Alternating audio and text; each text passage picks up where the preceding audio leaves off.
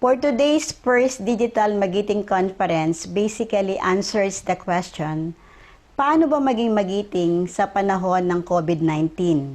Bilang supervisor, teacher, o learner, o ordinaryong mamamayan. Paano natin may pakikita ang pagiging magiting sa ating pamilya, sa eskwelahan, o sa sambayanan? We will work together to achieve 4 major objectives in this digital conference. First, we will build capacity, that is, to enhance the knowledge and skills of our social studies and values education teachers through talks and messages from seasoned professionals. Second, we will equip and aid our teachers in producing a module on Philippine heroes. Third, we will push values reorientation to inculcate nationalism in the hearts of the teachers, enabling them to influence the youth, the students, and the general public.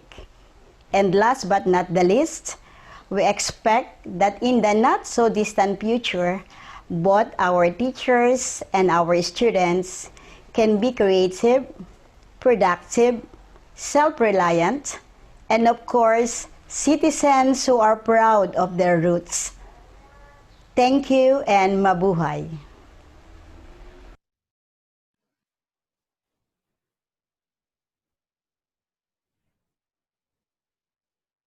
Thank you, Dr. Masilang. Now, we may call on our Ayala Foundation President, Ruel Maranan, to share with us his thoughts on digitalization as an avenue for education and encouragement to be magiting.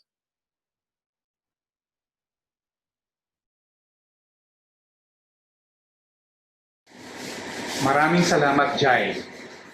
Isang mapagpala at magiting na umaga sa inyong lahat. Nais ko pong batiin lahat ng ating mga guro mula sa Luzon, Visayas at Mindanao. Lalong-lalo na po ang ating mga guro sa araling panlipunan at edukasyon ng pagpapakatao. Kasama na rin po ang mga nakatuon sa kani-kanilang Facebook sa ating Ayala Foundation Facebook account. Mabuhay po kayong lahat.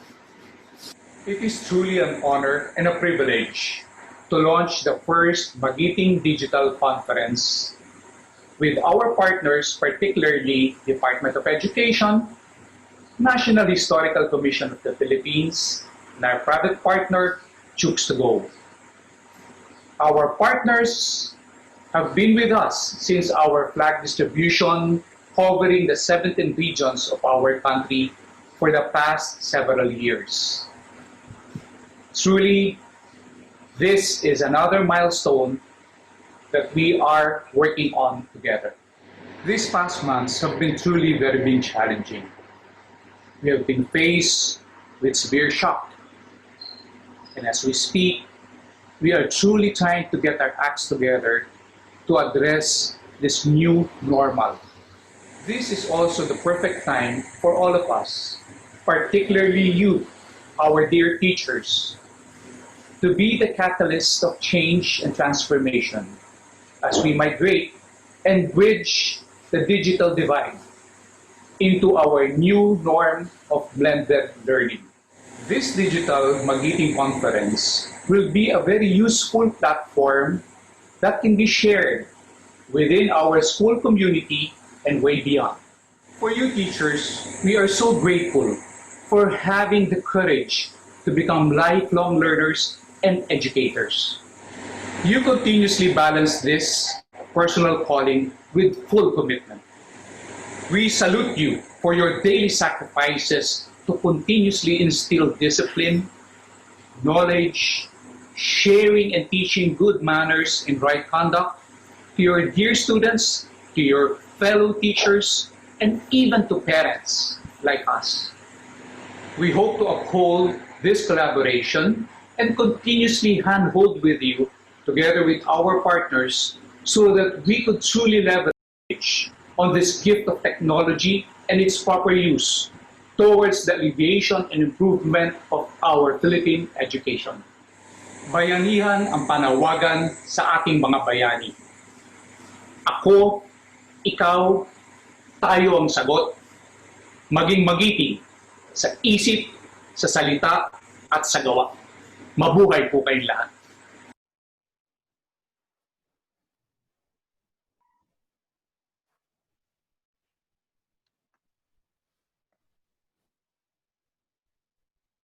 Thank you, Sir Ruel. I agree that it is a perfect time for us to be a catalyst for change and transformation. So with that as a background, may we call on DepEd Undersecretary for Legislative Affairs, External Partnerships, and Project Management Service, Tonicito Umali, for his message. Magandang umaga po sa ating lahat. I am now on live streaming, and I really commend the organizers of this event for making this first Maging Magiting digital conference happen. Alam po ninyo, I'll try to make this spontaneous anyway, live naman po tayo. At talaga po kami natutuwa dito po sa partnership na mayroon po tayo with Ayala Foundation and Chooks to Go. At naaalala po namin kung paano po namin munang sinimulan ito pong Maging Magiting na proyekto pong ito, kung paano po kami nagsimula na ang pag-uusap lamang ay ang pamamahagi po, mga pinakamamahal ko pong mga kasamahan sa Department of Education ng mga watawat. Ilan lamang po yung bilang na yon, naalala ko po nasa 5,000 lamang po yung una namin pinag-uusapan, naging 10,000, nadagdagan pa po ito at napakarami pong mga paaralan pa, at hindi lamang mga paaralan kundi pati mga istasyon ng ating mga kapulisyahan. Pinalawak po natin ng proyektong ito para po mamahagi ng bagong watawat na iwawagayway po kapalit ng mga luma at minsan po nakakalungkot man pong sabihin, medyo gula-gulanit na at medyo sira-sira na pong mga watawat na winawagay po sa ating mga paaralan at sa ating mga tanggapan. Napakahalaga po noon dahil kasama po ng pamamahagi noon ng ating mga watawat ay sinamahan po natin ng forum na kung saan may pag-uusap kung ano po ba ang kahalagahan nito pong ginagawa nating pamamahagi ng watawat nito pong ating kampanya Maging Magiting na programa natin po sa ating kagawaran. At doon napag-usapan po natin kung ano po ba ang ibig sabihin ng pagiging magiting. Napag-usapan po natin na yan naman po talaga ang tinatakda ng atin pong kasalukuyang batas. Mayroon pong executive order nung panahon po inisyu ng atin pong Pangulong Fidel Valdez Ramos na itinatakda ang ika-28 ng Mayo hanggang ika-12 ng Hunyo bilang araw para pag-usapan ang kahalagahan ng ating watawat. Dapat pinag-uusapan po yung kasaysayan niyan. At ito po'y napakahalaga dito po sa ating ginagawa po ngayon. Kami po'y talagang natutuwa dahil hindi lamang ngayon pong May 28, wala pong gaanong nakakaalam po niyan na masakit mang tanggapin na tayo po halimbawa sa ating kagawaran ng edukasyon ay binigyan po ng mandato na dapat pag-usapan halimbawa ang kahalagahan, ang simbolismo ng ating watawat. Yan po yung sinasabi ko po sa ating mga kasamahan po ngayon, ating mga guro mula sa Araling Panlipunan at Edukasyon sa Pagpapakatao at iba pa pong mga kawaning guro at hindi guro ng ating pong kagawaran ng edukasyon. At yan po ngayon, dahil po dito sa ating partnership sa Ayala Foundation, Chooks to Go, Maging Magiting campaign, atin pong naisa sa katuparan ang atin pong mandato na itinadhana ng batas. Nakita ko po ngayon, basahin ko po ngayon, ito pong objectives ng ating pong Maging Magiting Digital Conference. It doesn't only talk about enhancing the knowledge and skills of our social studies and values education teachers through talks and messages on how to be maging magiting. Ang maganda po rito ay meron po tayong output na tinatawag na inaasahan po natin na ang atin pong kailangan natin makakuha po ng modules na atin pong kakailanganin para po mangyari yung ating pong pangarap. May pag-uusap po tayo ngayon sa ating partner na tayo po ay gagawa ng mga modules na kung saan may dalawa po tayong bayaning tutukuyin, ma'am, sir, at kayo po ay aming inaasahan. Alam ko po na napag-usapan nyo na po ito, na makagawa ng isang module na gagamitin kapag tayo po ay ating inobserbahan ang araw ng ating bayaning si Andres Bonifacio. Yan po yung ating unang dalawang natukoy na bayani. At saka po si December 30 kay Dr. Jose Rizal. Nang sa gayon, bago po umabot itong araw na ito, mayroon pong mga pag-uusap na mangyayari. Yan po ang isa sa layunin itong ating pong Maging Magiting Digital Conference. That's why this conference is very important.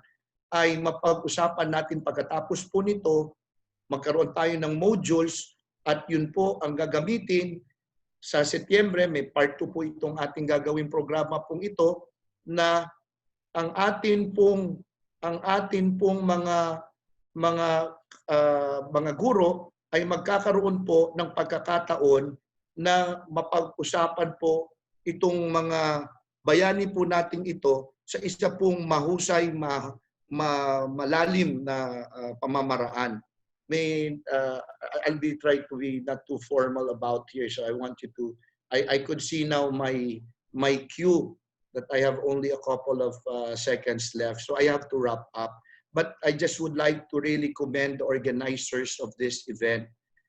I hope that this event would be very meaningful to each one of you.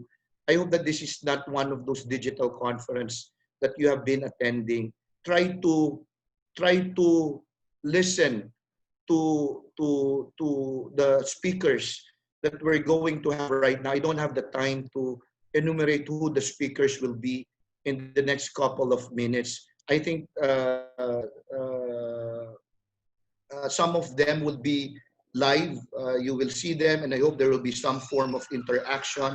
I really hope that you could bring with you, when you go home, pag uwi po ninyo, lahat po ng matututunan ninyo, dalhin nyo po ito, gamitin nyo po ito, para po tayo ay maging mas magiting, hindi lamang po para sa ating pamilya, hindi lamang po para sa ating mga sarili, kung hindi po para sa ating bansa.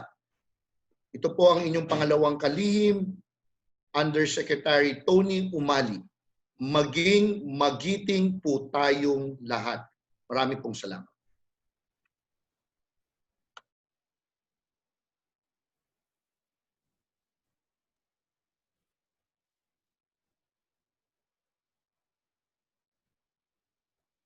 That is well noted, Yusek Umali. Now we introduce the first lesson of the day by calling in Dr. Emmanuel F. Calairo, Vice President for Research of De La Salle Dasmariñas. He's also Commissioner of the NHCP and Head of the National Committee on Historical Research of NCCA. He will tell us about kagitingan in the historical context.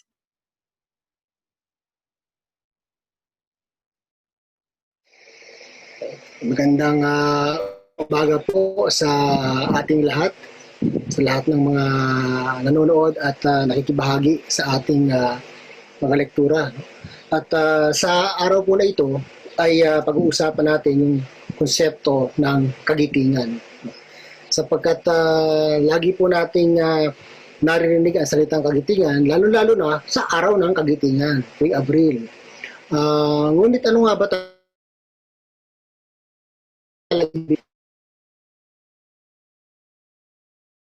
nagmula sa salitang ugat na giting. Ito po ay tumutukoy sa karakter ng isang tao, no? Pag sinabi nating halimbawa ay giting o magiting, no? Karaniwan ay tinutukoy natin na itong taong to ay dakila, mapagmahal sa bayan. Ang isang taong dakila, mapagmahal sa bayan, nag-aalay ng buhay, no? O kundi man nagbubuwis o nagpapakamatay para sa kapakanan ng ating bayan. Minsan ginagamit din yung salitang giting doon sa mga tao na nasa gobyerno, di ba? Sapagkat sila ay public service. Kaya minsan pinapakilala ang ating mga punong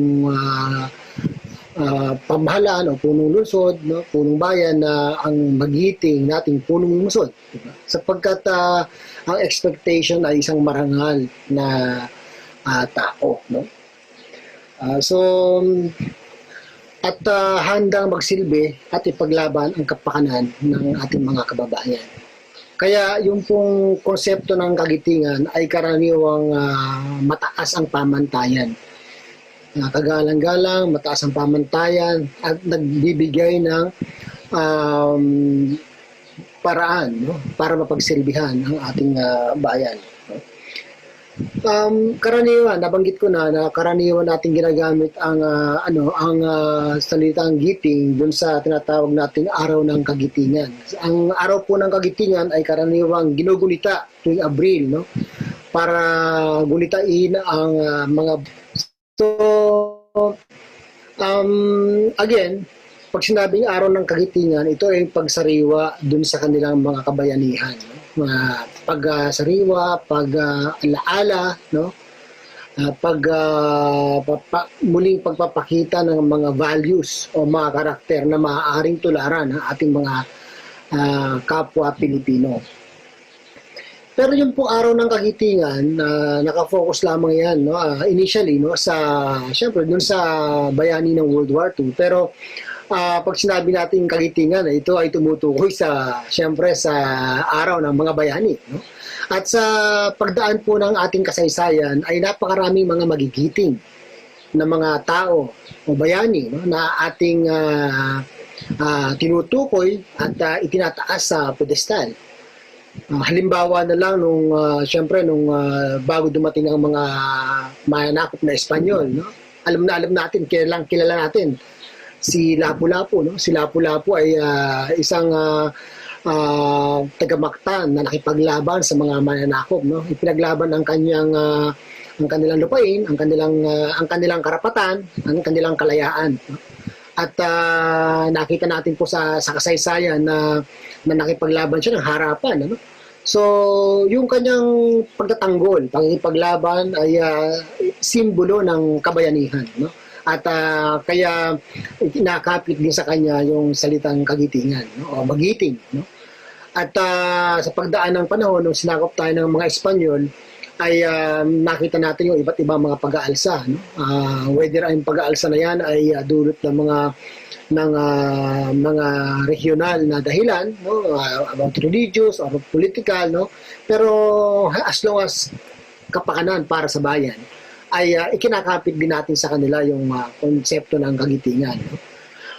Siguro yung kagitingan ay lalo naging palasak, no, o popular nang na-identify na natin yung mga bayani, no, na nasusulat doon sa ating libro noong panahon ng Kastila. Halimbawa, yung pagmulat ng ating nasyonalismo, no, sumibol yung tatlong pari, yung si Mariano Gomez, Jose Burgos at Jacinto Zamora. Sila yung mga karaniwan, binabanggit din natin sa ating mga narratives, no, na sila yung mga magigiting na bayani ng ating bayan. So, bakit? No? Sapagkat sila yung nanguna doon sa tinatawag nating secularization o paglalagay ng mga paring sekular sa mga bayan-bayan o paring Pilipino. No? Dahil naniniwala sila sa reforma sa sistema ng simbahan ng panahon na yun. At alam na nga natin na sila ay humarap sa death penalty o garote noong 18 February 1872. Pero ang kanilang kagitingan, ang kanilang pag-aalay ng buhay, hindi nagtapos doon. Sapagkat doon ang bulat ang mga Pilipino para sa isang pakikibaka na tinawag natin sa ating kasaysayan na kilusang reforma. No? Ibig sabihin, pagbabago sa mga tuntunin, no? Sa mga batas sa ating bansa noong panahon na yon. Bagamat hindi kolonyal pa tayo noon, no? At pumasok na nga yung tinatawag nating reformista. Marami po ang mga reformista sa buong Pilipinas. Meron sa Luzon, meron sa Visayas, no? Ngayon, itong mga ating mga reformista, tinatawag din natin mga bayani o magigiting na mga tao sapagkat noong mga panahon na yon ay ang pagiging reformista ay sakripisyo para sa bayan. Sapagkat pag ikaw ay nahuli, ikaw ay ikukulong, ikaw ay i-deport, no? Ang masama pa nga doon kung ikaw ay papatayin, di ba? Magbigay na lang ako ng tatlo, no? Halimbawa si Jose Rizal, no? Ang kinikilala nating pambansang bayani ngayon, si Marcelo del Pilar ng Bulacan, no? At si Graciano Lopez Haina, no? Ng Iloilo. Sila yung ilan sa mga nanguna, napakarami pong nanguna, no? Kaya noong mga panahon na yun, marami tayong masasabi na magigiting na mga bayani, no? So, yun po, pagkatapos noon ay sumunod ang kilusang kilusang mapanghimagsik ang katipunan at ganun din, no? Napakaraming mga katipunero, no, sa pamumuno nila Andres Bonifacio, Pio Valenzuela, no? Mga bayani ng ating bayan. Then nung second phase ng revolution, no, namayagpag na si Pangulong Emilio Aguinaldo na nagpursige para maitatag ang unang republika ng Pilipinas. Sa kanya kinakamit din, no, yung taguri na magiting, no? Kasi siya ay kinikilala nating unang pangulo ng Republika ng Pilipinas. No? At after ng Revolution, Philippine-American War, sa panahon ng Amerikano, may mga Pilipino mga intelektual na nasa pamahalaan, no, sa Assemblea at sa Senado na nagpursige para magkaroon tayo ng autonomy na eventually tinawag nating Commonwealth Government, no? So sila katulad nila Manuel Rojas, Sergio Osmeña, and of course ang naging Pangulo Manuel Quezon ay sinasabi rin nating mga magigiting na tao sapagkat nagsasakripisyo, nagbibigay ng ng paraan para ma-represent ang ating mga Pilipino, ang ating mga kababayan sa kanilang mga karapatan, sa kanilang mga kalayaan. Kaya po ang kagitingan at ito nga, no, yung pagkatapos ng Commonwealth, no, biglang pumasok sa kalagitnaan yung World War II at nakita natin, no, hindi lamang yung mga popular na tao, kundi mga karaniwang tao ang nagsilbi, no, nagsakripisyo ng kanilang buhay. Kaya kung babatayan natin ang spectrum ng ating kasaysayan, hindi po nawala sa Pilipinas ang konsepto ng kagitingan. At yan ay napakagandang maging yardstick, no? O sabihin natin pamantayan ng bawat Pilipino na ito ay isa buhay sapagkat lalong-lalo na sa panahong kasalukuyan, no, na ang mga bayani ay dapat mai-translate o maisalin sa mga pang-araw-araw na gawain katulad na sa pagsunod sa batas, no? At pagsisilbi sa ating mga mamamayan. Yan na yung mga makabagong pagtingin ng ating na tinatawag nating kagitingan. No? Kaya po ang masasabi natin na ang kagitingan ng mga Pilipino ay hindi lamang ngayon, kundi nasa ating kasaysayan, nasa dugo ng mga Pilipino, at ito ay dapat nating ingatan sapagkat ang karakter na ito ay magbibigay ng karangalan sa bawat Pilipino. Maraming salamat.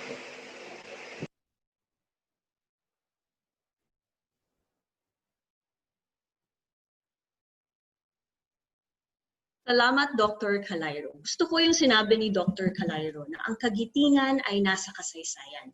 Ngunit ito rin ay dumadaloy sa dugo ng mga Pilipino. Kaya isabuhay natin ang pagiging magiting, lalong-lalo na sa panahong kasalukuyan. So nabanggit ni Dr. Calairo ang kasaysayan. So upang palalimin ang ating kaalaman, bakit napakahalagang intindihin ang ating kasaysayan. I am proud to introduce Dr. Neil Santillan, Chair of the Department of History, College of Social Sciences and Philosophy, University of the Philippines in Diliman. Isang magiting na umaga sa lahat. Nagpapasalamat ako sa Ayala Foundation sa pagkakataon na makapagsalita ako sa kauna-unahang Digital Magiting Conference. At isang karangalan po na magsalita sa harap ng aking mga kapwa guro. Okay. Para sa umagang ito, layo ng aking lektura na magbigay ng balangkas kung paano sinusulong at itinataguyod ang kasaysayan sa kasalukuyang panahon. So ang daloy ng presentasyon ay makikita sa unang slide. Magbibigay muna ng introduksyon, ano ang kahulugan ng kasaysayan, ano ang batayang definisyon ng historical na naratibo. At maglalatag ako ng mga historical thinking concepts na dapat taglayin ng ating mga kasamang guro. At magtatapos ang aking lektura kung ano mga halagahin ng kasaysayan.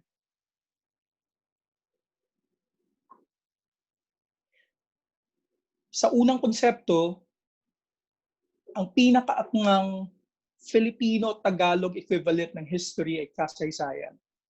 Mahalagang salitang ugat na saysay, sinasagot nito ang layon ng history o kasaysayan. Dapat magbigay ng katuturan, kabuluhan, at kahalagahan. Yan dapat ang layon ng bawat guro kung anong magiging impact niya sa loob at labas ng classroom. Para naman sa batayang definisyon ng historical na naratibo,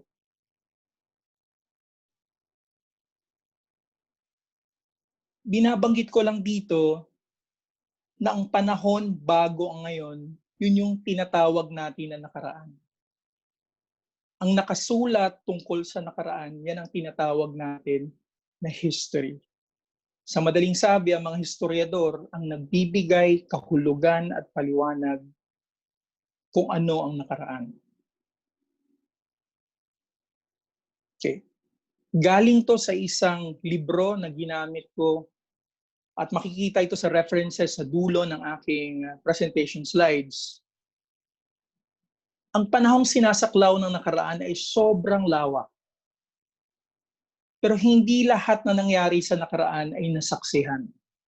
At sa mga nasaksihan, hindi rin lahat na alaala. Ganun din, hindi lahat ng naalaala ay naisulat. At hindi lahat ng naisulat ay ginamit sa pagsulat ng naratibong historikal. Okay. Sa umagang ito, ilalatag ko at magbibigay ng halimbawa paano payabungin ang mga sumusunod na historical thinking concepts. Dadako na tayo sa unang historical thinking concept, establish historical significance. Okay. Ano ba ang kabuluhang pangkasaysayan? Posible ibang kabuluhang pangkasaysayan sa isang tao o sa isang historiador. Bilang halimbawa, ang pangalan ko ay Neil Marshall.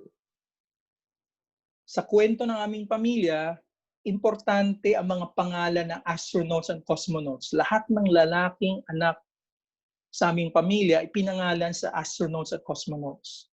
So sa kwento ng pamilya namin, kinikilala o sumasang-ayon kami sa sinasabi ng mga historiador ng bayani ng lahi noong 1960s na ang tingin unthinkable ang pumunta sa kalawakan o sa buwan.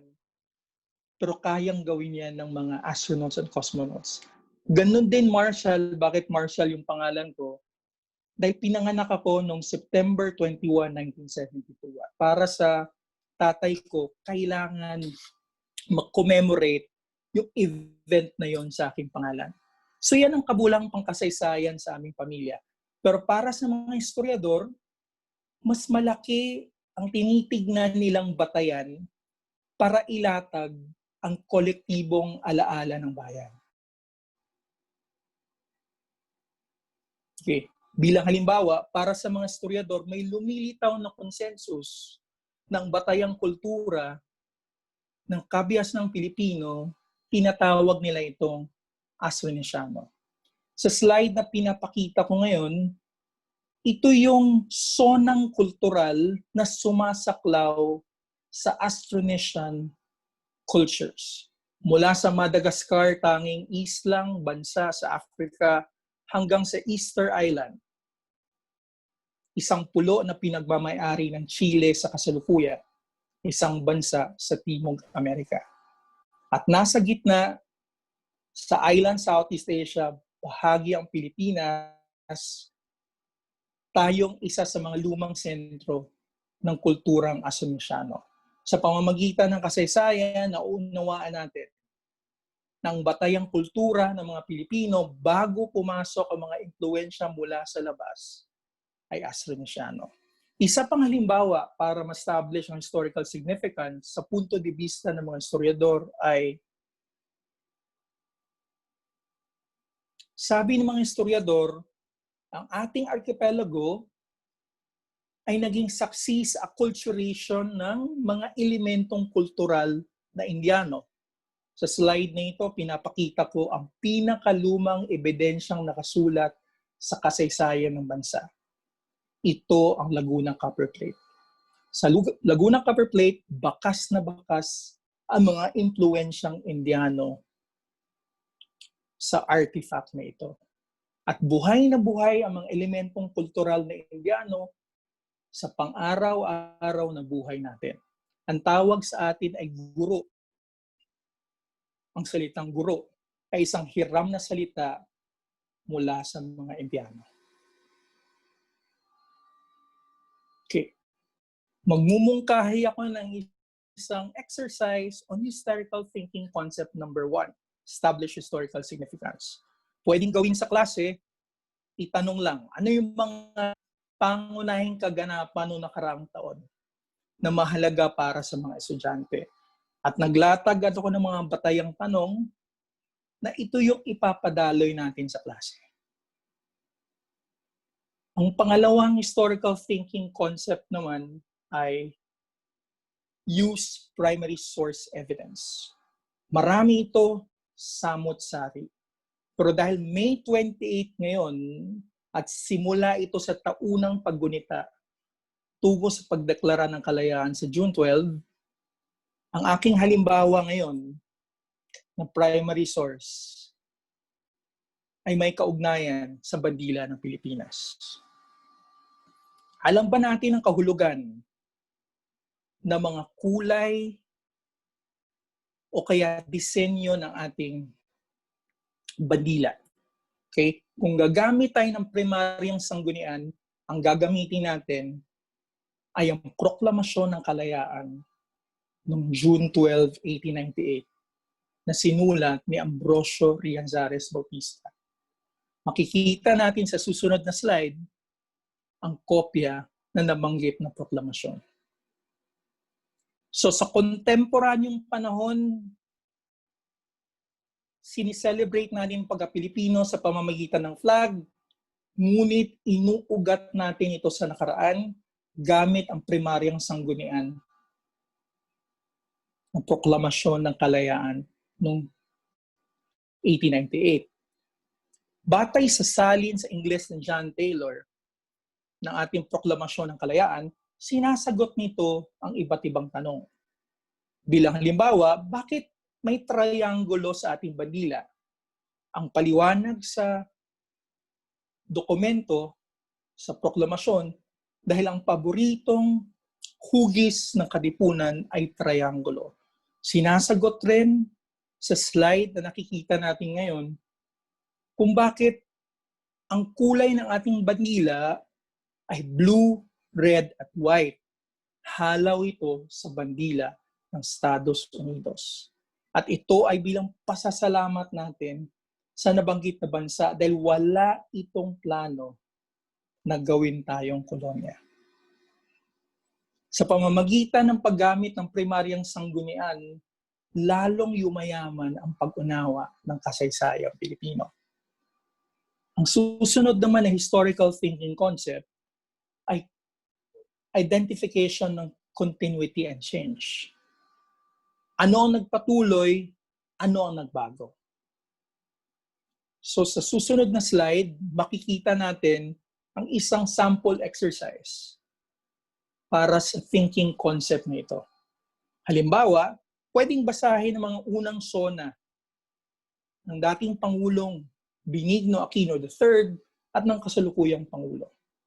So 2016 para kay Pinoy, at 2016 para kay Pangulong Duterte, 2010 para kay Pangulong Aquino.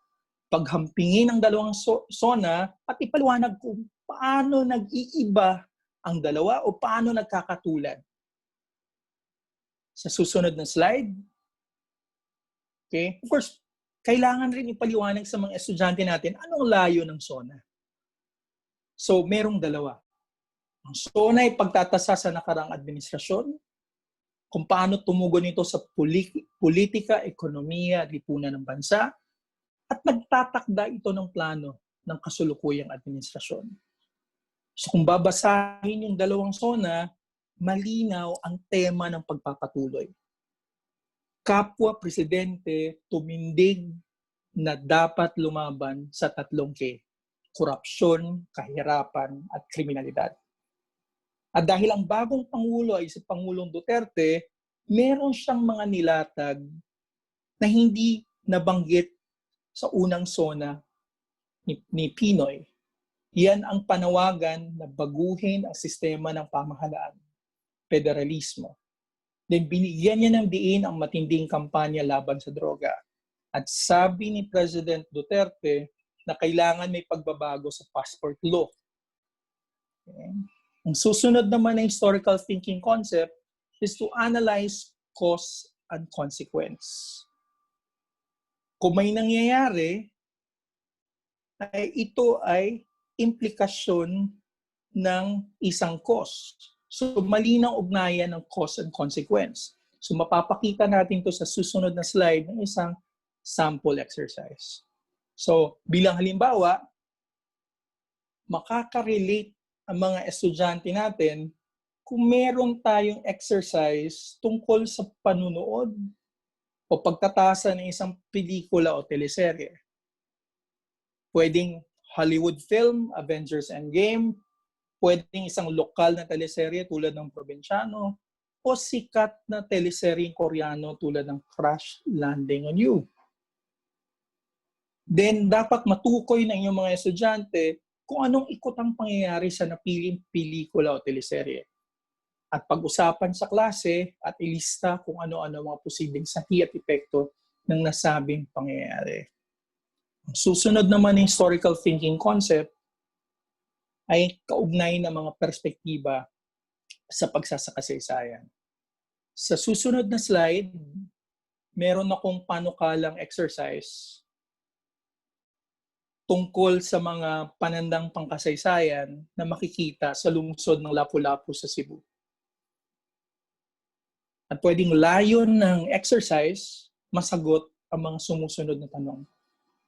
Anong pagkakaiba at bakit kaya magkaiba ang mga marker? Sa susunod na slide, makikita natin yung dalawang marker. May isang marker na nilagay noong 1941 at isa namang marker nilagay noong 1958. Sa unang marker, kung mapapansin nyo, ang bida ay si Magellan. At tinampok dyan yung circumnavigation of the world. Sa pangalawang marker, ang bida ay si Lapu-Lapu. At ang itinampok sa marker, ang kabayanihan ni Lapu-Lapu laban sa pagpasok ng mga Europeo sa bansa. Dalawang marker, pinag-uusapan ang parehong kaganapan, ngunit magkaiba ang perspektiba. Mahalaga ring pansinin yung mga petsa kung kailan nilagay yung mga marker. Sa marker ni Lapu-Lapu, ang taon ay 1958. Kung babalikan natin ang kasaysayan, ang Filipino First Policy inilunsad ni Pangulong Garcia noong 1957 at lalong isinulong sa taong na yan. At yung ganong konteksto nagbigay daan sa isang Filipino perspective sa pag-unawa ng nangyari noong 1521 sa Battle of Mactan. Sa susunod na slide, makikita natin yung 5 historical thinking concepts. Kung kaya nating taglayin ang 5 ito, lalong ipapayabong natin ang pagtuturo ng kasaysayan at katuturan nito sa ating mga estudyante. Sa susunod na slide, maglalatag ako kung anong halagahin ng kasaysayan bilang isang disiplina. Una, ang kasaysayan, layo ng kasaysayan na mapahalagahan ang kasalukuyan gamit ang aral ng nakaraan. Pangalawa, ginagamit itong instrumento sa pagpapayabong ng personal at o kolektibong danas ng pag-alala. Pangatlo, bibigay ng iba't ibang kasanayan ang pag-aaral ng kasaysayan. Pangunahin na rito ang kritikal na pag-iisip. Isang katangian o isang kaparaanan na dapat taglayin ng kapwa guro at estudyante. At panghuli, pinapalawak ng kasaysayan ang ating pagtingin sa samot-saring usapin. Ang kasaysayan sa ngayon, pinag-uusapan na kailangan holistic at inclusive. Holistic dahil pinapaksa sa kasaysayan ng iba't ibang uri, hindi lang puro politika. Maging ang kwento ng buhay, yung pang-araw-araw na kalakaran ng mga tao ay pwede maging bahagi ng kasaysayan. Ganun din bakit inclusive, ang kasaysayan natin ngayon, hindi lang kasaysayan ng kalalakihan, hindi lang kasaysayan ng mga taga-Luzon. Ang kasaysayan natin ay dapat inklusibo, sumasaklaw sa lahat ng uri ng Pilipino. Okay. Sa susunod na slide, pinapakita ko lamang ang mga references, ang sanggunian na ginamit ko sa aking presentasyon. At sa susunod na slide naman ay makikita ang aking contact details kung may gustong partnership ang inyong mga eskwela sa aming departamento. Daghang salamat sa tanan, magiting, isang maalab na pagbati ng katitingan sa susunod na batch ng frontliners ng Pilipinas. Kung healthcare professionals ang mga frontliners sa ngayon, sa loob ng mga ospital, sa pagbabalik sa eskwela sa Agosto, tayo ang magsisilbing frontliners sa sektor ng edukasyon. Muli, magandang umaga at daghang salamat.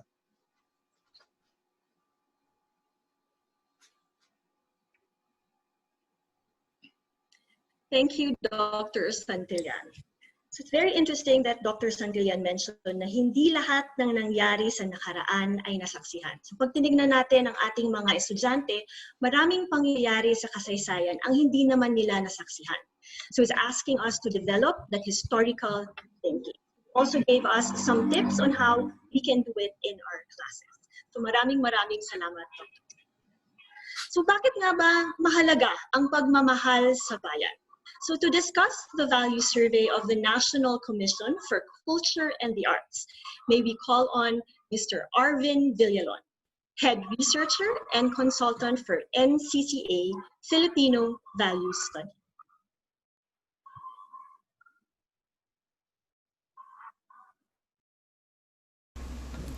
Magandang araw po sa inyong lahat. Ako po si Arvin Manuel Villalon, Consultant for the National Commission for Culture and the Arts, at ako'y inatasan ngayon upang magbahagi sa inyo about Filipino values at kagitingan sa panahon ng pandemya.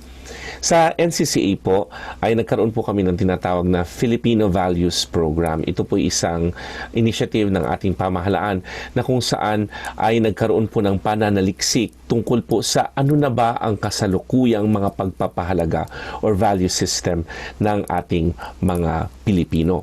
At ito'y bahagi po ng Philippine Development Plan, Chapter 7 po, na kung saan mahalaga po ay ma-foster ang common good para sa lahat ng mga Pilipino. Pilipino.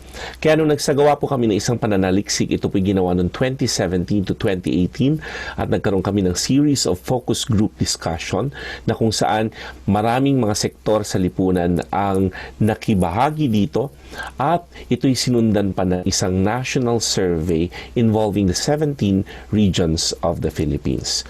So para sa mga guro at sa mga nakikinlabi, core and shared values of the Filipino. At ito'y ayon sa kanyang pagkakasunod-sunod, ang pinakamataas sa survey hanggang doon sa pinakamababa. Pero lahat po sila ay statistically significant, kaya po sila ay napabilang sa 19 core and shared values. Ang una value ay ang value ng family o ang pamilya. Ang sumunod po ay ang pagpapahalaga sa edukasyon ng mga Pilipino. At ang pangatlo, yung faith or pananampalataya. Mahalaga ang Diyos, mahalaga po ang paniniwala sa Pilipino. At yung pang-apat naman po ay ang kalusugan. Itong kalusugan ay binubuo po ng physical and mental health. At ito'y sinundan ng pagpapahalaga para po sa mga tinatawag nating basic needs o pangunahing pangangailangan. At mahalaga din sa Pilipino ang values of the self. Dito po yung pagkatao, kasama po dito yung mga values like honesty, values of love, compassion, empathy. Ito po'y mga binanggit po ito ng marami po sa aming mga focus group discussion. Yung pampito po yung tinatawag na work and livelihood o yung kabuhayan. At ang pangwalo ay yung peace and development, lalong-lalo na sa mga lugar na kung saan ay may kaguluhan. Pangsyam ay yung pagpapahalaga sa honesty and integrity. Ito po yung katapatan at integridad na hinahanap po ng Pilipino sa mga nagsisilbi sa bayan, gayon din po sa kanilang mga sarili. Pang-10 ay yung resilience o katatagan. Pang-11 yung life and purpose o buhay at tunguhin, kung saan nagkakaroon ka ng pagpapahalaga sa iyong sariling buhay at buhay ng iba. Pang-12 po ay yung human rights or karapatang pantao, na kung saan marami po sa mga sektor ang nabanggit sa kanilang nais na matugunan ang mga karapatang pantao nila. Tulad po ng PWD, tulad po ng LGBTQIA, women's group, ang urban poor at iba pa. Number 13 ay yung pagpapahalaga sa kalikasan or environment. At 14 po, yung love of country o pagmamahal sa bayan. At ang pang-15 ay ang happiness o ang kaligayahan. At ang pang-16 ay ang kapwa o ang concern natin para sa iba. At ang pang-7 ay ang kultura, agham at ang sining. At ang 18 ay yung governance o pamamahala. At ang pinakahuli po, yung tinatawag na creative excellence o pagkamalikhain. Ngayong panahon ng COVID, ito'y nasubukan itong ating value system. Ang una nating makikita na parang pagsubok ay may kinalaman po sa health and wellness. Marami sa atin ang natakot, nangamba, hindi lang para sa ating sarili, pero lalong-lalo na sa ating pamilya. Pero pag tiningnan yung health and wellness, no, ang concern ng Filipinos, at ito iuugnay ko sa pag-aaral na ginawa namin, na ang health and wellness ay napakahalaga sapagkat dito ka huhugot para sa iyong work and livelihood. Kaya ang concern ng maraming Pilipino, o kapag hindi nahinto itong pandemya na ito, saan ako kukuha ng aking trabaho? At kapag wala kang trabaho, tatamaan yung isang value, yung basic needs. Pero kalakip nito, napansin nyo nung nagkaroon ng mga series of quarantine, hindi lang tinamaan yung survival mode natin, pero meron ding tinamaan na mahalaga, yung pagdating po sa ating values na may kinalaman po sa ating happiness, life, and purpose. So it's all about the meaning in life na ating pong hinarap nung panahon po ng quarantine. Lahat ng ito ay may kinalaman sa ating sarili, pero dahil nga lahat ay nakaugnay sa pamilya, makapamilya po ang Pilipino talaga, laging may concern na itong COVID na ito may epekto sa aking pamilya.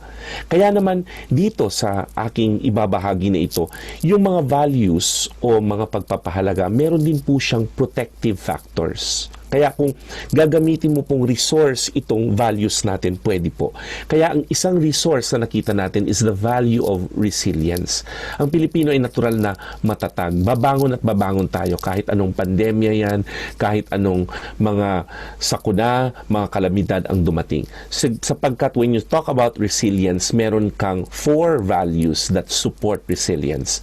One is family. You always have your family with you to support you. The value of faith, because you believe in a higher being. This is not only for Christians but also for Muslims alike.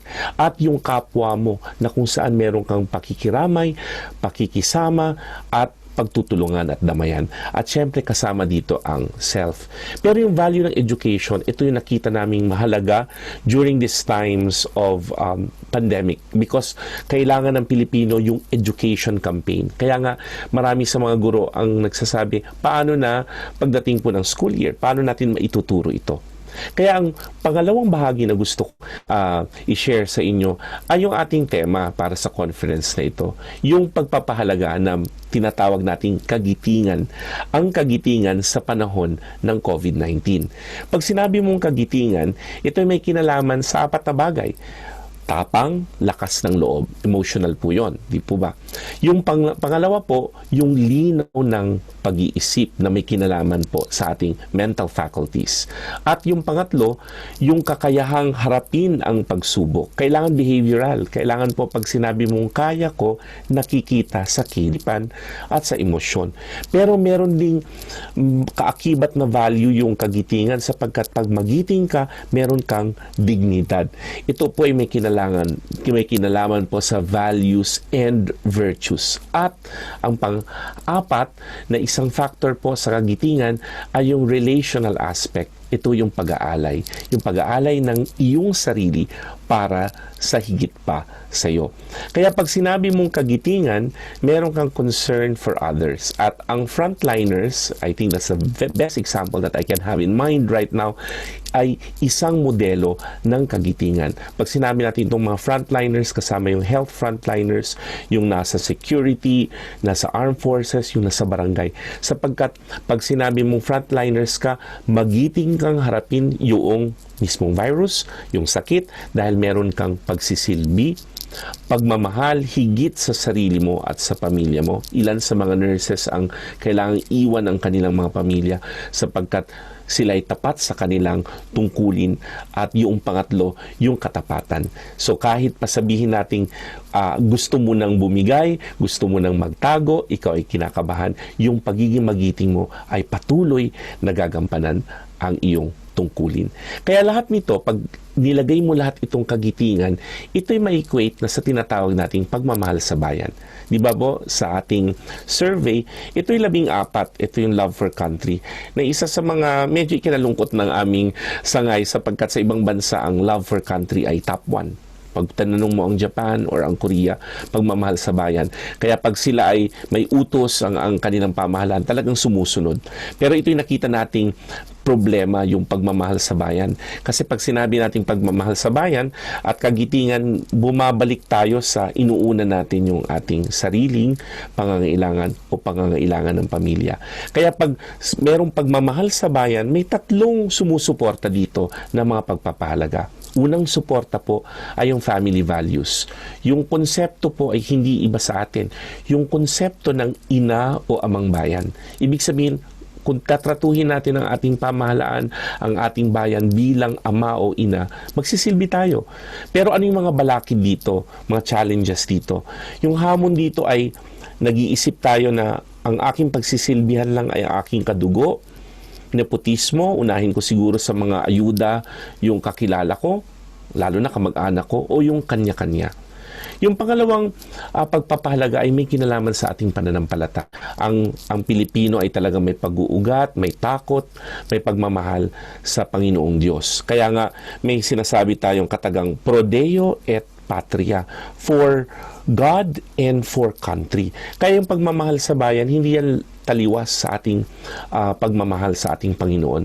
Kaya pag nagmahal ka, ang kautusan, kahit anong relihiyon yan, ay ang paglilingkod sa api, sa dukha, at may sakit. Pero may hamon doon sapagkat may mga iba nagtatago rin sa kanilang pananampalataya. Halimbawa, yung fundamentalism na nakikita natin, na ito lang ang mahalaga, yung relihiyon ko, wala akong pakialam sa iba. O yung bahala na. Yung bahala na walang pakialam, kahit pa lumabas ka na, magkakasakit ka. Ito yung maling kagitingan. No? This is the wrong kind of bravery because that is irresponsibility in this case. At syempre, yung kakulangan sa gawa. Sabi nga lang, puro dasal, pero walang gawa, kulang din po yun. At yung pangatlo, yung halaga ng kultura. Alam mo, ang kultura, makikita natin ang mga magagandang halimbawa tulad po ng ating mga bayani, yung mga iba't iba pong mga naging magiting, matapat, merong katotohanan at mga pinuno na nagpakita na kapag may pagmamahal ka sa bayan, ito'y gagamitin mo para sa kabutihan. Kaya ang mga hamon dito sa ngayon ay kung pagsisilbihan mo lang ang iyong kagrupo, ang iyong katribo, o yung iba yung pagkalat ng fake news kasi inuuna yung politika bago yung bayan. O yung colonial mentality sapagkat mas iniisip nila lang, pwede naman akong tumakas dito eh. Mas magandang mabuhay itong panahon ng COVID sa ibang bansa kaysa dito sa aking bansa. O yung pagtakas at pagtalikod sa bayan. Kaya pag tiningnan mo lahat ito, ang hamon sa atin ngayon, paano natin mamahalin ang higit sa ating sarili o sa pamilya? O yung ating malasakit sa kapwa, o yung pagiging sama-sama, may bayanihan, at ang pagiging masunurin, o kung ikaw ay pinuno, bilang isang napakabuting pinuno. So in conclusion, itong kagitingan na sinasabi natin, na itong tema ng ating conference ngayon, ay nakaugat sa mga iba't ibang values na binanggit ko, sa pamilya, sa kultura, sa pananampalataya, at syempre sa ating sarili o sa ating pag-uugat ng ating mga paniniwala. Gayon din po, ang kagitingan ay very goal-oriented and practical. It should come out in our behavior. And that's why the third factor is service. When you are brave, when you're courageous, you will do something for your country. You might even die for your country or for your fellow men or women. And of course, itong kagitingan ay meron pong collective aspect. Ibig sabihin, hindi ka pwedeng magiting na ikaw lang. At yung konsepto ng intergenerationality na kung saan ang kagitingan ay walang dalalamang edad. Pwedeng maging matanda, pwedeng maging bata, or pwedeng binata, dalaga, kahit anong edad tayo po ay hinahamon na maging magiting sa panahon na ito. At syempre, yung halaga po ng pagiging tapat or pagiging honest with integrity sa ating mga pinuno at gayon din po sa ating mga citizens. And of course, in the whole concept, yung kagitingan ay nagsumusuporta po ng iba pa pong higher values. Kaya para sa mga nakikinig ngayon, kung gusto nating gamitin itong kagitingan upang isulong ang mga pagbabago, kailangan makita ito sa pamamagitan ng edukasyon. Ang mga teachers, meron po silang tungkulin na ipakalap ito. Pangalawa, paano ipagpapatibayin ang mga values na binanggit ko in the Filipino family and promoting good governance. No, that's our call for many. And of course, yung paano gamitin ang media, lahat po ng aspeto ng media, ang telebisyon, ang radyo, ang social media, para ma-promote ang ating mga Filipino values. At tulad po nitong ginagawa natin, yung pagsasanib-sanib ng ibang sektor ng ating lipunan. Tulad po from the business sector, religious groups, sa academe or sa educators, upang mapalaganap itong pagpapahalaga. At lastly, paano ba natin gagawin itong pagpaprioritize ng love for country, which is very, very important. If we want something to have change in this country, I think we should prioritize our love for country, especially during this time of the pandemic. Let our bravery, our courage show, and all the 19 values to support all this value system for the good of the Filipino family and for the good of the Filipino people. Ito po ang lingkod nyo, si Kuya Arvin Manuel Villalon po from the National Commission for Culture and the Arts. Maraming salamat po.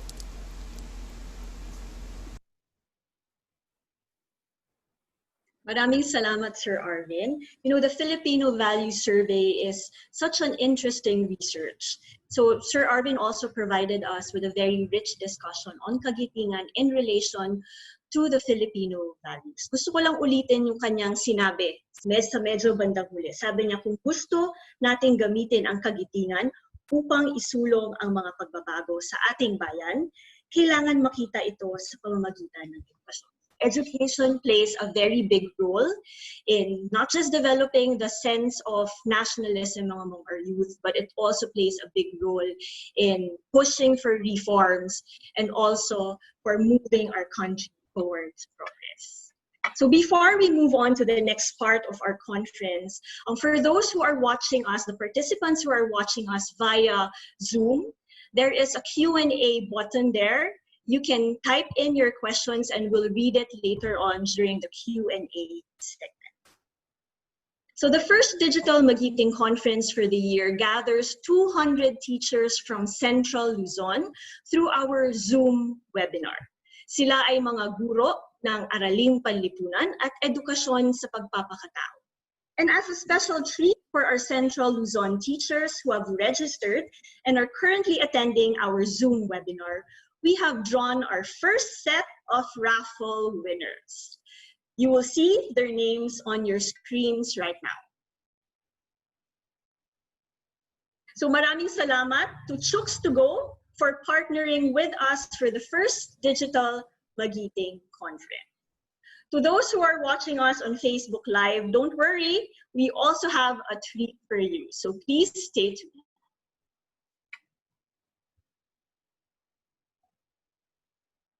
So congratulations again to our winners. You won gift certificates from our partner, Chooks2Go. We will post the mechanics on how you can claim your prizes. Marahil di ko na kailangan ipakilala ang susunod nating panelist. Bago siya naging premyadong dokumentarista, siya din ay naging guro.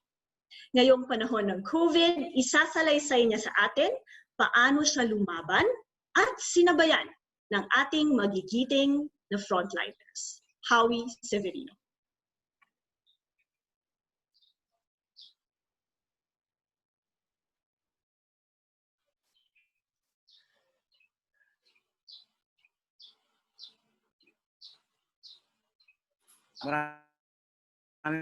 Maraming salamat sa iyo, Jay, Ayala Foundation, at maraming salamat din po sa DepEd at sa Ayala sa pagkumbida sa akin. Isang malaking karangalan po ito. Ako'y tulad ng nabanggit ni Jay, ako'y matagal ng journalist. Hindi lang sa GMA Network. Pero kamakailan po, ay ako po ay naging isang COVID. Yung aking maikling kwento tungkol dito, gusto ko lang po munang magbigay pugay sa mga guro.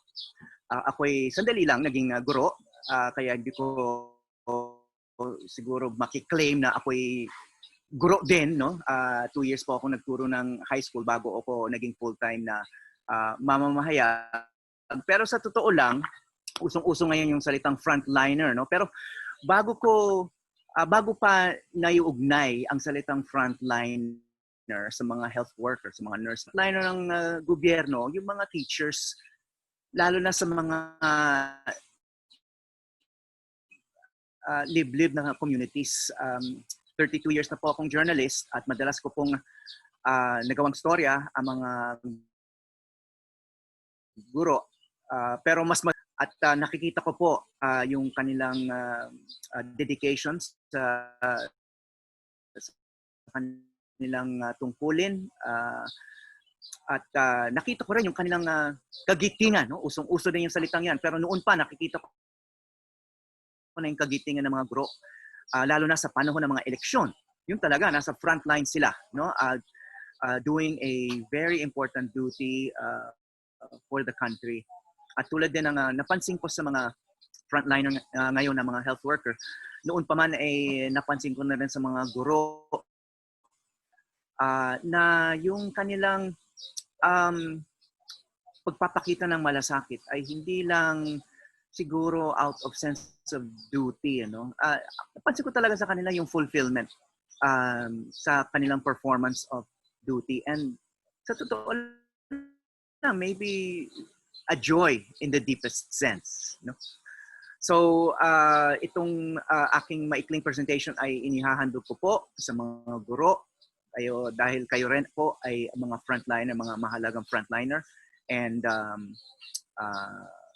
sana may mapulot ko yung aral dito sa aking ibabahagi in the next 10 to 15 minutes.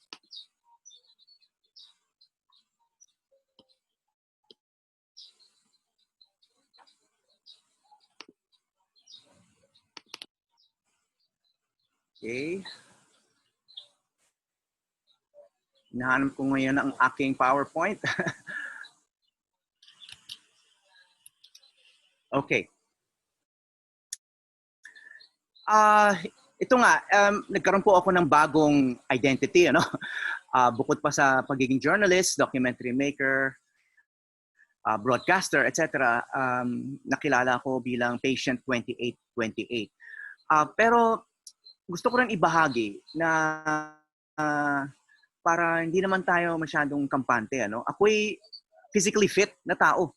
Kasi baka akala natin ay yung mga nagiging pasyente, yung mga nagkakasakit ay yung may mga comorbidity. Alamin nating mga bagong salita na natutunan recently. Ano? May mga precondition, o may mga edad, may sakit na, etc. Ako po ay physically fit na tao pero nagkasakit pa rin ako ng COVID.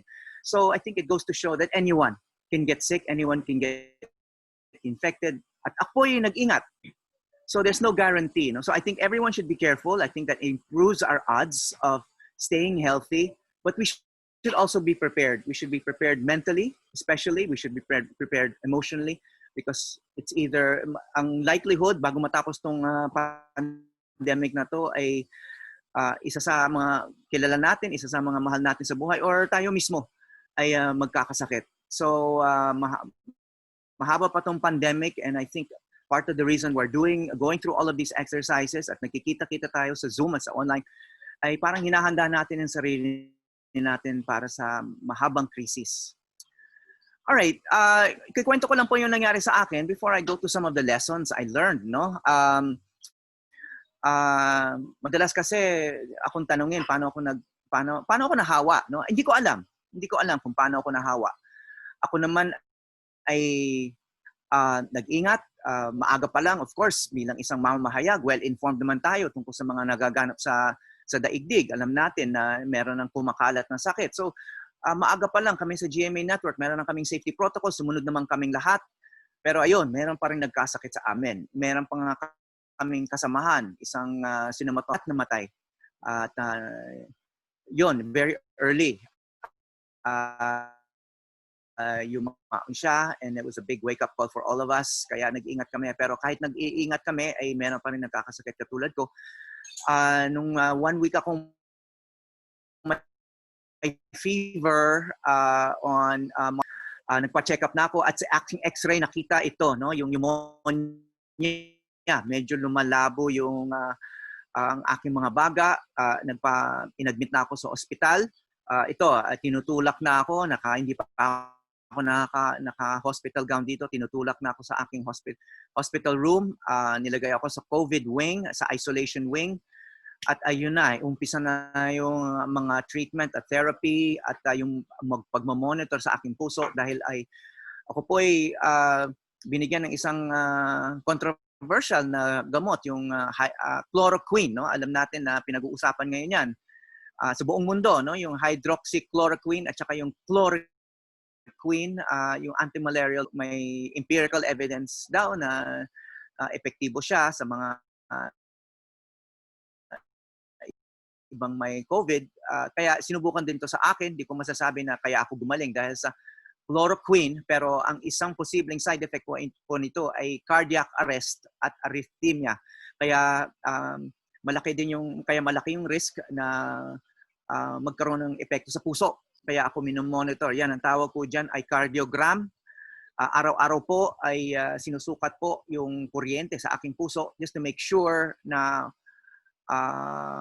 regular pa rin yung pagtibok ng puso ko. Kasi anytime pag nasa chloroquine ka, baka biglang huminto yung pagtibok ng puso mo, no? So bukod pa rito ay lagi ako nakakabit sa IV. Ang isang epekto nito ay so kanang kamay, sobra po akong nahirapan sa pagsulat at sa pagte-text. Alam nyo, um, uh, sinasabi ng marami at ako ay natuklasan ko rin ito na ang COVID ay the loneliest disease not only in the world today but maybe in history. In history. It's the loneliest and most stigmatized. Stigmatized dahil alam natin nakakahawa po ito kaya madalas ay kinatatakutan po, iniiwasan yung alam natin na COVID patient o COVID positive. Kaya habang nasa isolation ka, ito nga, no, 11 days po ako nakaganyan, nakahiga lang, wala akong nakitang kamag-anak, kaibigan, nakahiga lang po ako at madalas ay nag-iisip kung mabubuhay ako o hindi. At kaya medyo masaklap din yung nilagyan ako ng splint sa kanang kamay dahil right-handed po ako, hindi ako makasulat at nahirapan ako mag-text. At yung pagte-text po, yung pag-uusap sa telepono, yun lang po ang aking social connection. Ano? Kaya nag-special bonding po ako sa mga kapwa ko naging pasyente katulad ni Isa Calzado. Kami lang talaga yung alam namin, no? Kami lang nakakaalam talaga kung ano yung experience na to, no? Yung lungkot na mararanasan mo. At yung isang nagkaisa kami, no? Kami mga survivor sa isang insight, no, na sinasabi ng loneliest disease in the world at feeling mo nag-iisa ka. Pero sa totoo lang, hindi ka naman talaga nag-iisa eh. Kahit nasa isolation ka, yung sinasabi ng isolation, no? Because meron ka naman madalas makita. Yan, yung mga katulad nila. Yung mga frontliner. Ito, nakikita nyo, no? Every day. Sila yung mga nakakasalamuha ko, nakakausap ko. Alam nyo, wala man lang ang pangalan yan sa mga damit nila, no? Kaya hindi mahirap din tandaan yung mga pangalan nila dahil magkakamukha sila. Even their body shape is disguised, no, by those suits. Pero alam nyo, mga tao yan eh, may mga pamilya yan, may takot din yan, may mga kutob yan, kinakabahan din yan. Pero yun nga yung sinabi din sa akin ni Isa, experience din niya na kahit minsan hindi pinaramdam sa kanya na pinandidirihan siya, natatakot sa kanya, at buong-buo yung loob nila. At yun din po ang experience po, buong-buo po yung loob ng mga frontliner, mga nurse, mga doktor, mga medtech, kahit yung mga maintenance ng hospital, ganyan din po ang damit nila. Buong-buo po yung loob nila, yung kanilang dedication sa amin sa mga pasyente. Kahit mga strangers po kami, hindi naman kami mga kamag-anak. It's just, kung tatanungin mo sila, bakit mo ginagawa ito?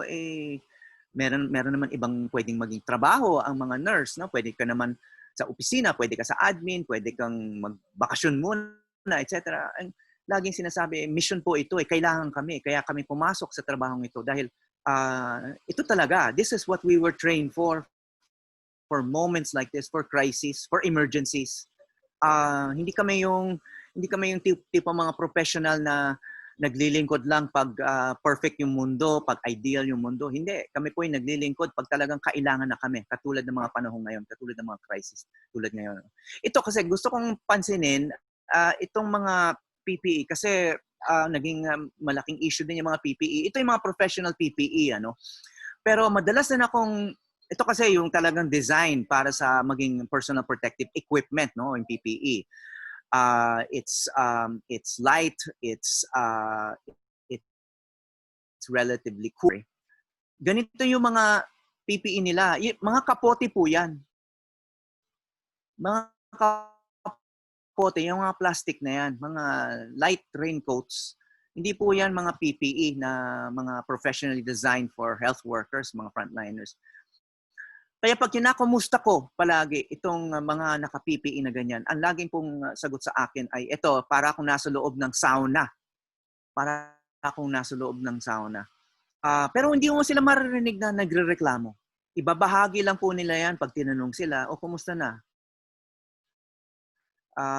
Siyempre, hindi nila sasabihin na okay ang buhay na ngayon o komportable ako. Hindi, sabihin nila, ito, bukod sa parang nasa loob sila ng sauna, ay ano sila, bihira sila pwedeng magbanyo. Bihira sila pwedeng umihi. Halimbawa, dahil pag punta silang banyo at maghubad sila ng PPE, ay kailangan bago yung susuotin nila bago sila bumalik sa mga pasyente. So, nagkaroon tayong shortage ng mga PPE. Kaya minsan, isang beses lang sa isang shift, nagbabanyo yung mga yan. So, isipin nyo yun. Nasa loob na sila, para silang nasa loob na ng sauna, parang pinipigil pa nila na pumuntang banyo dahil nga nagtitipid sa PPE. So, hindi talaga masusukat yung kanilang sakripisyo at dedication. At matutuklasan mo lang yan pag naging pasyente ka eh. Ako'y mapalad dahil yung isang pasyente ko, ito si Gab, ito, kinunan ko ng litrato, itong litratong ito ay pagkatapos na akong gumaling, gusto ko lang ipakita yung mukha niya. For the longest time, ilang araw ko rin siyang nakasama sa hospital, ay hindi ko nakita yung mukha niya. Nakita ko na lang nung gumagaling na ako at nakita ko siya na wala siyang PPE. Ano? So anyway, nung una kami nag-usap, ang sabi niya sa akin, alam mo, matagal ko nang pinapanood yung mga documentary mo. Ako rin, gusto ko sana maging documentarist kaso yan, ibang profession ang pinasok ko, pero interesado pa rin ako. Minsan nga, paulit-ulit akong nanonood ng documentary, hindi lang yung inyo, pero yung sa iba pang dokumentarista na Pilipino, at saka yung mga banyaga. At sabi niya sa akin, alam nyo, merong kailangan gumawa ng documentary tungkol sa mga frontliner. Kasi maraming nangyayari, maraming silang karanasan na hindi nakikita ng publiko, hindi nakikita ng mga ordinaryong manonood. Ako naman, nakahiga lang ako doon sa hospital bed, nakakabit ako sa IV pole, may IV line ako palagi, hindi ako makagalaw. Naisip ko, hindi ako makakagawa niyan kung yun ang pinapahiwatig mo. Kaya sinagot ko kagad sa kanya, ikaw yun, Gab. Pangalan niya, Gab Lazaro. No? Ikaw yun, Gab. Ikaw ang gagawa ng documentary tungkol sa mga frontliner at tungkol sa mga pasyente mo. At tuturuan kita. Ako, mahirapan akong gumalaw pero kaya akong magturo ngayon dahil medyo gumagaling na ako rito. At siya naman, sabi ko, kailangan mo lang telepono. Sabi niya, paano yung privacy issues? Ganyan. Sabi ko, hindi mo naman kailangan kunan pa yung ibang frontliner kung ayaw nila eh. At saka, wala ka naman ibang kailangan kunan na pasyente maliban sa akin. Ako naman, papayag ako na kunan mo ako. At magko-collaborate tayo sa paggawa ng isang dokumentaryo. Dahil hindi pa rin yan nakikita ng audience namin. So, ikaw, mag-shoot ka, i-shoot mo ako, i-shoot din kita, at magko-collaborate tayo sa isang produkto na pwede nating ilabas sa telebisyon. At nabuo naman namin. At sobrang nakatulong yun sa aking recovery at healing dahil meron po akong iniisip sa ospital bukod sa sakit na to.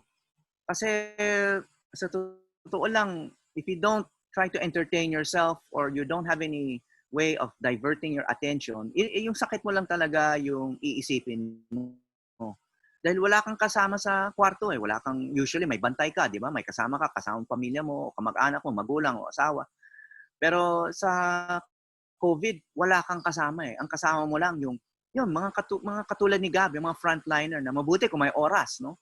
Nagkataon, nagpaalam naman si Gab sa hospital, sa mga kapwa niyang nurse at nakapag-shoot naman siya, sinut niya yung sarili niyang buhay, yung paglakad niya mag-isa dahil wala ngang public transportation, naglalakad siya mag-isa sa pauwi, madilim, walang ibang tao, nakakatakot. So yun ang gusto rin namin maipakita tungkol sa buhay ng mga frontliner na hindi lang naman yan ang buhay nila, hindi lang naman limited yan sa loob ng ospital, pero may buhay din yan sa labas. Pero hiwalay sila sa pamilya, katulad din ng pasyente. Kaya may isang line ako doon sa docu na parang ang mga frontliner parang mga pasyente rin. Lagi silang nasa ospital at hiwalay din sa pamilya. Katulad ko, lagi ako nasa ospital at hiwalay ako sa pamilya ko. Kaya pareho kami malungkot ang buhay. Pero dahil we had each other, we were collaborating with each other, sobrang nakatulong yun sa akin at sana'y nakatulong din sa kanya. So yun, after a few days, pagaling na ako sa ospital at ginagawa akong isang creative collaboration kasama ng aking mahal na frontliner, si Gab. Yun, nagiging masaya na ako na parang nawawala na sa isip ko na maaari akong mamatay. At least meron akong reason to live, reason to survive, yung aming ginagawang creative product. And then finally, nung lumabas ako, meron palang ritual o tradition itong mga frontliner, yung mga health worker na meron silang receiving line paglabas mo ng exit ng hospital. Sinusurpresa ka ng isang palakpakan, meron silang mga fan sign, meron silang, hindi lang para sa akin dahil lumalabas ako sa TV, para sa lahat ng gumagaling, para sa lahat ng survivor dahil ang tagumpay mo, ang feeling ng mga frontliner, tagumpay rin nila.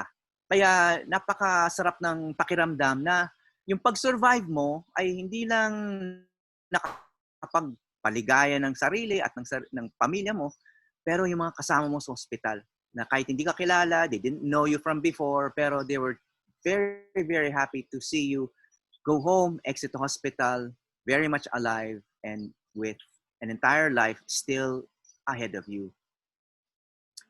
So, pero hindi pa tapos, no? Kasi kahit nasa bahay ako, ay binibisita ako ng mga frontliner ng aming bayan dahil bago ka madeklarang fully recovered, kailangan ka mag-double negative sa PCR test, no? So, nangyari sa akin, nung umalis ako sa hospital, nag-negative ako isang beses, pero nung pag-uwi ko, nag-positive ulit ako. Kaya paulit-ulit yung pag-test. Nung finally, nagka-double negative ako, ay pinuntahan ako ng mga frontliner na nag-PCR test sa akin para ibigay sa akin yung aking resulta na nagsasabing nag-double negative ako and I am now considered recovered. Nabilang na ako sa mga recovered patients ng Pilipinas. At meron akong document to prove it. Parang parang graduation nga na binigyan ako ng diploma nitong mga frontline eksena na yan. At dito naman ay pinuntahan ako ng mga municipal health workers na frontliners naman sa probinsya. Kaya wag natin isipin na itong mga bayaning frontliners natin ay nasa ospital lang. Marami dyan ay nasa communities at pinupuntahan po mga pasyente, yung mga COVID positives sa community para i-monitor, para i-treat, para i-test. At malaki din po ang risk sa kanila na mahawa pero buo pa rin ang loob nila. I'm reunited with my family dahil fully recovered na po ako. Meron na akong antibodies sa katawan.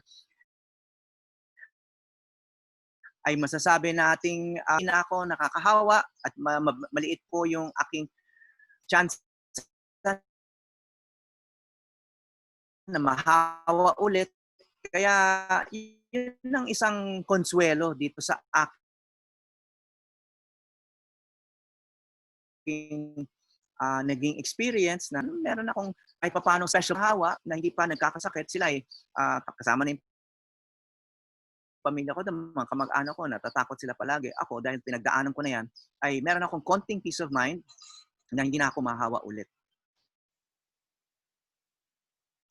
So, nabuo rin namin ni Gab yung aking dokumentaryo na mga 1.3 million beses na yatang napanood sa YouTube, 2 million beses na yatang napanood sa Facebook, sa buong mundo. Kaya yun nga, nakilala na ako bilang patient 2828. Sa totoo lang, ay nabigyan ako ng bagong mission bilang isang COVID survivor dahil ilang libo lang po kami sa Pilipinas na binibilang na COVID survivor. Marami pong namatay. Kami po ay mapalad na nabuhay at sa totoo lang ay para magkaroon naman ng halaga or meaning itong aming survival ay you have to see it as kind of a message. No, a message from whoever you believe in or whatever you believe in, no, that it has to have some kind of purpose kung bakit ka nabuhay. And ako, I guess the purpose is because there were people who were looking after me, there were people who were helping me, there were people who were thinking of me during this entire time, my friends and relatives, and especially the frontliners who were taking care of me kahit hindi ako kilala. I need to pay that forward. Hindi ko mababayaran, I cannot pay back the frontliners who took care of me, but I can think of others from now on. I can perform service to others from now on. At kasama po rito yung pagbibigay po ng plasma. Yan po ang isang malaking konsuelo at reward at isang kakayahan, isang kapangyarihan po na meron ang mga survivor, yung mga nagkaroon ng antibodies, ay pwede kami mag-donate ng plasma na ibinibigay naman bilang treatment, bilang therapy sa mga may malubhang sakit na COVID para mas mabigyan sila ng fighting chance against the virus. Yun. At binigay po sa akin yan. Pagkatapos kunin niya sa aking katawan, sa aking dugo, ay pinahawak sa akin na parang bagong panganak na baby. Ako parang bagong ina, no? Yan ang tingin nila sa akin na meron akong so tawagin nga nila dyan liquid gold, pero sa akin mas mahalaga pa yan sa gold kasi ang gold nabibili mo pa. Ito hindi ito mabibili dahil hindi nila binibenta ito binibigay nila yung plasma sa mga parang tinitriage nila yan. May mga committee ng doktor na dinidecide kung sino may pinakakailangan nito at doon nila binibigay sa mga pasyente yung pinaka-gravely ill para mabigyan sila ng fighting chance.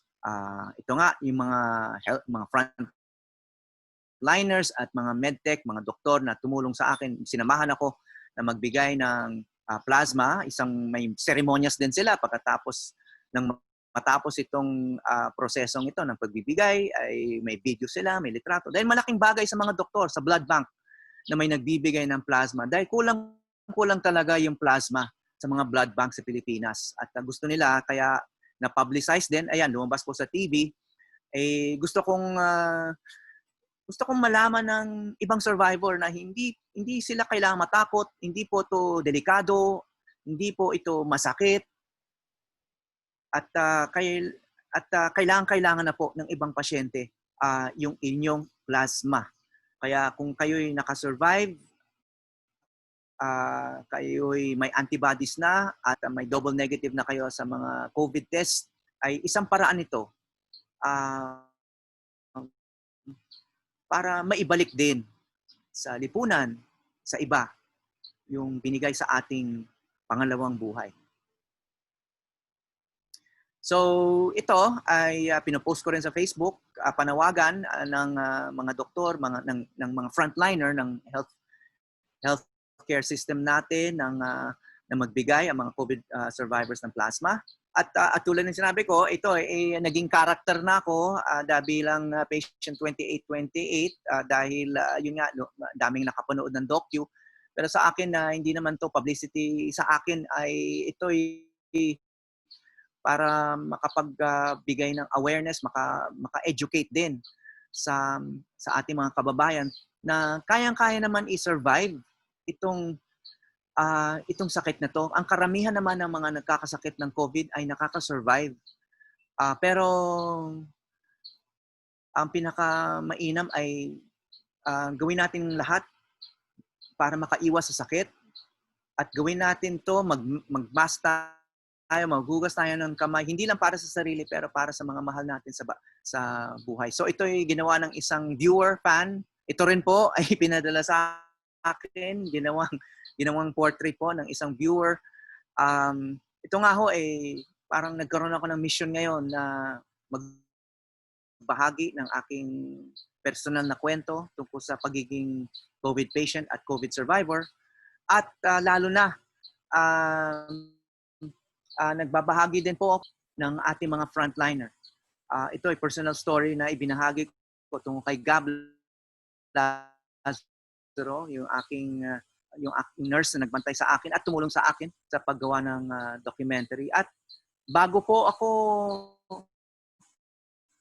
lumabas ng ospital at umalis ng aking kwarto, ay nag-iwan akong mensahe doon sa whiteboard sa aking kwarto. Ang simpleng mensahe ko po sa mga nag-alaga sa akin, sa mga nurse, mga doktor, ang kagitingan nyo ay di ko malilimutan. Maraming salamat sa lahat ng mga frontliners. Thank you.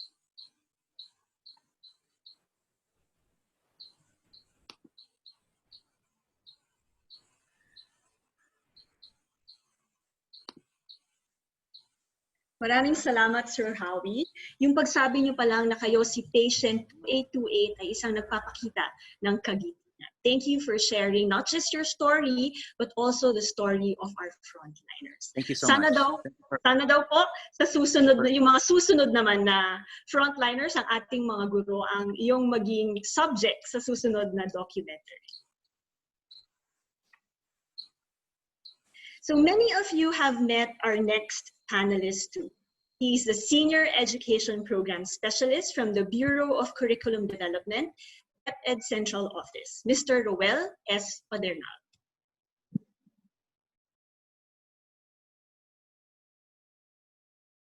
Isa mapagpala at mapagpalayang umaga sa lahat ng gurong nanonood. Ngayong umagang ito, ang inyong lingkod ay naatasang talakayin ng paksang Teaching Under the New Normal Setup, Navigating its Premise and Promise.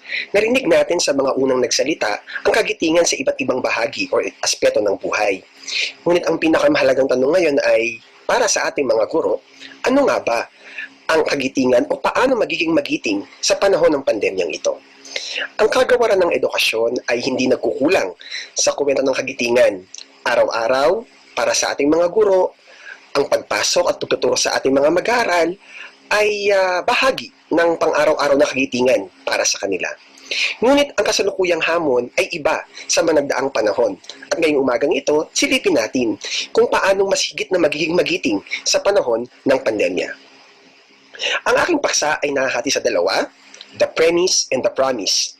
Premise bilang bahagi ng konteksto na ating ginagalawan, at promise, ano ba ang magagawa ng isang gurong Pilipino sa kasalukuyan? Ano ba ang maaari niyang iambag sa kasalukuyang buhay ng mga batang Pilipino o batang mag-aaral? Batay sa UNESCO, 1.5 billion learners ang naapektuhan ng pagsasara ng mga eskwelahan sa buong mundo. That is 87% of the world's student population. While interim distance and remote learning programs will be put in place in many locations, the most marginalized, poverty-stricken, and vulnerable children will be at the greatest disadvantage. Narinig natin sa mga balita, sa mga memes, sa social media, maraming mga bata, maraming mga magulang ang nagkakaroon ng reaksyon, negatibong reaksyon tungkol sa distance or remote learning, partikular ang paggamit ng online bilang isang platform ng pagkatuto.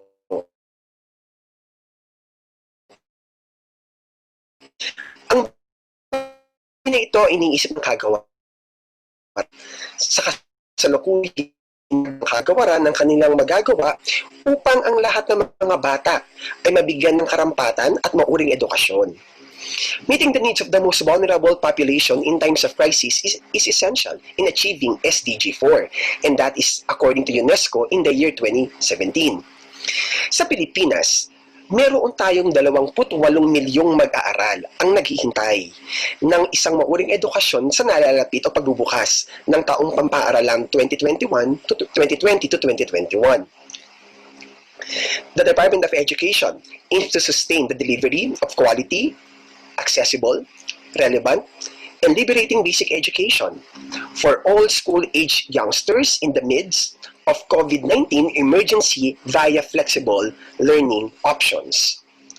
Ang kagawaran ay committed sa kanyang mandato upang ibigay ang isang mauri, accessible, relevant, at liberating o mapagpalayang basic education sa lahat. Paano nga ba magtuturo ang guro sa kasalukuyan? Ano ang magiging hamon sa ating mga guro sa mga limitasyon, sa mga balakid nating kinakaharap sa kasalukuyan? Dumako po tayo sa pangalawang bahagi ng aking pagtalakay, the promise o mga pangako. Ginagamit or gagamitin ko po ang salitang giting upang ibigay sa ating mga guro yung maaari nating pag-isipan bilang aksyon o bilang tugon sa hamon ng panahon. Giting, letter G. Guarantee that curriculum essentials are delivered.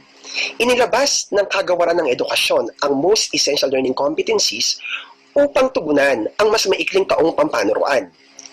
Dahil dito, binigyan diin natin ang salitang most essential. Ano ba ang kailangang matutunan ng bata sa kasalukuyan?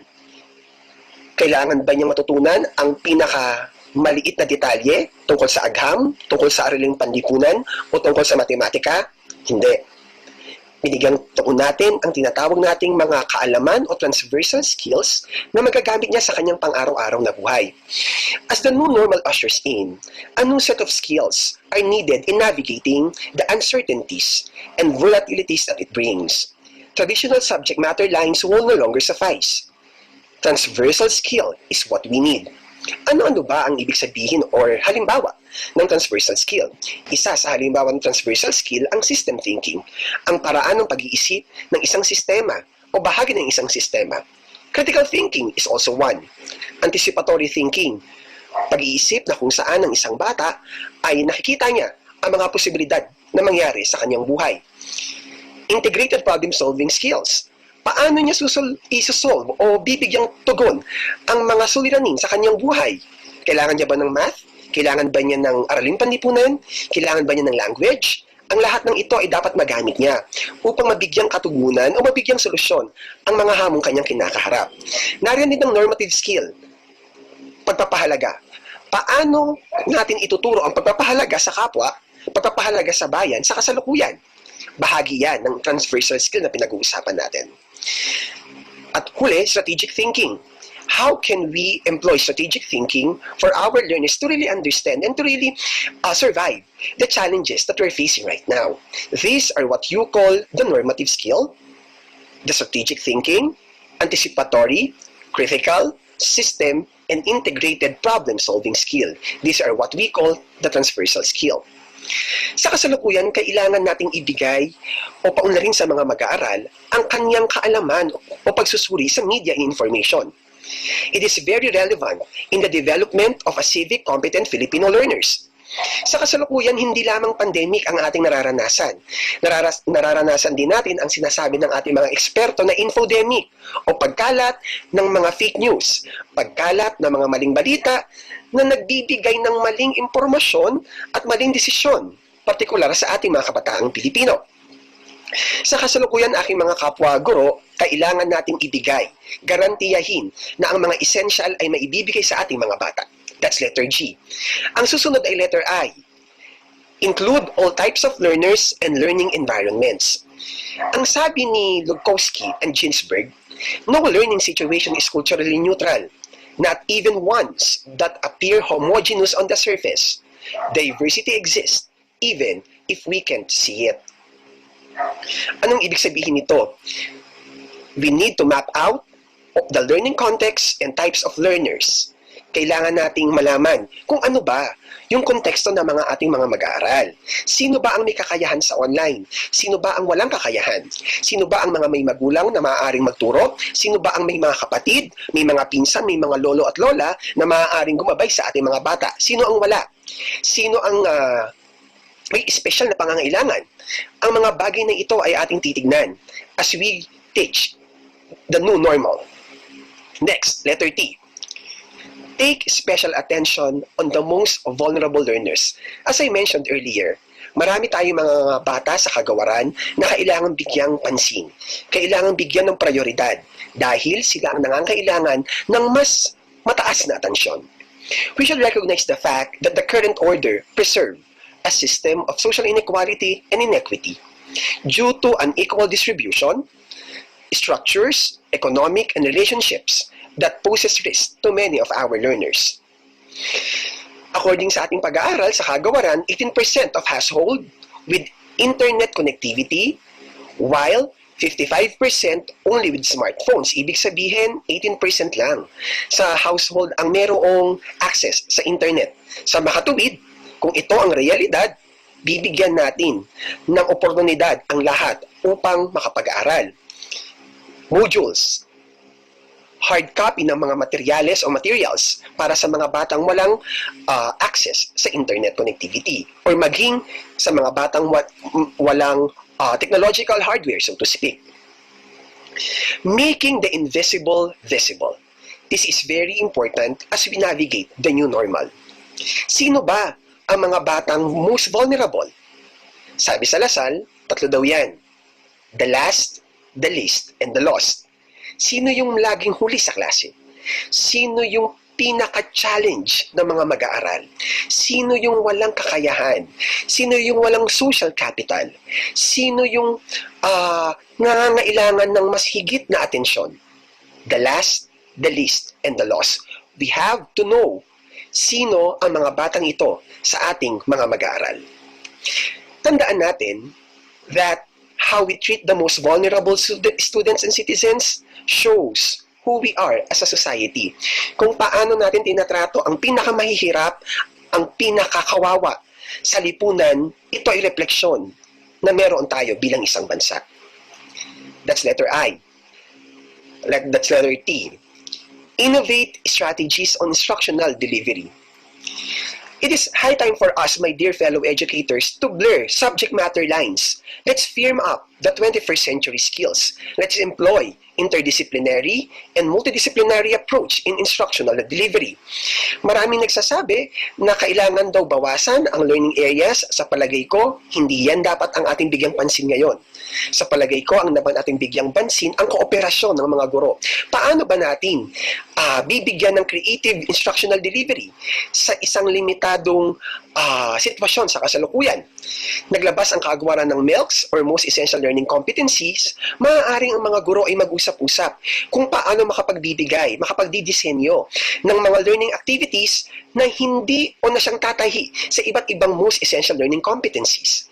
Maaaring isang proyekto na pagtutuunan ng pansin ng mga mag-aaral na kung saan 3 learning areas ang kanyang sasakupin. Maaaring ito ay Filipino, Araling Panlipunan, or IT.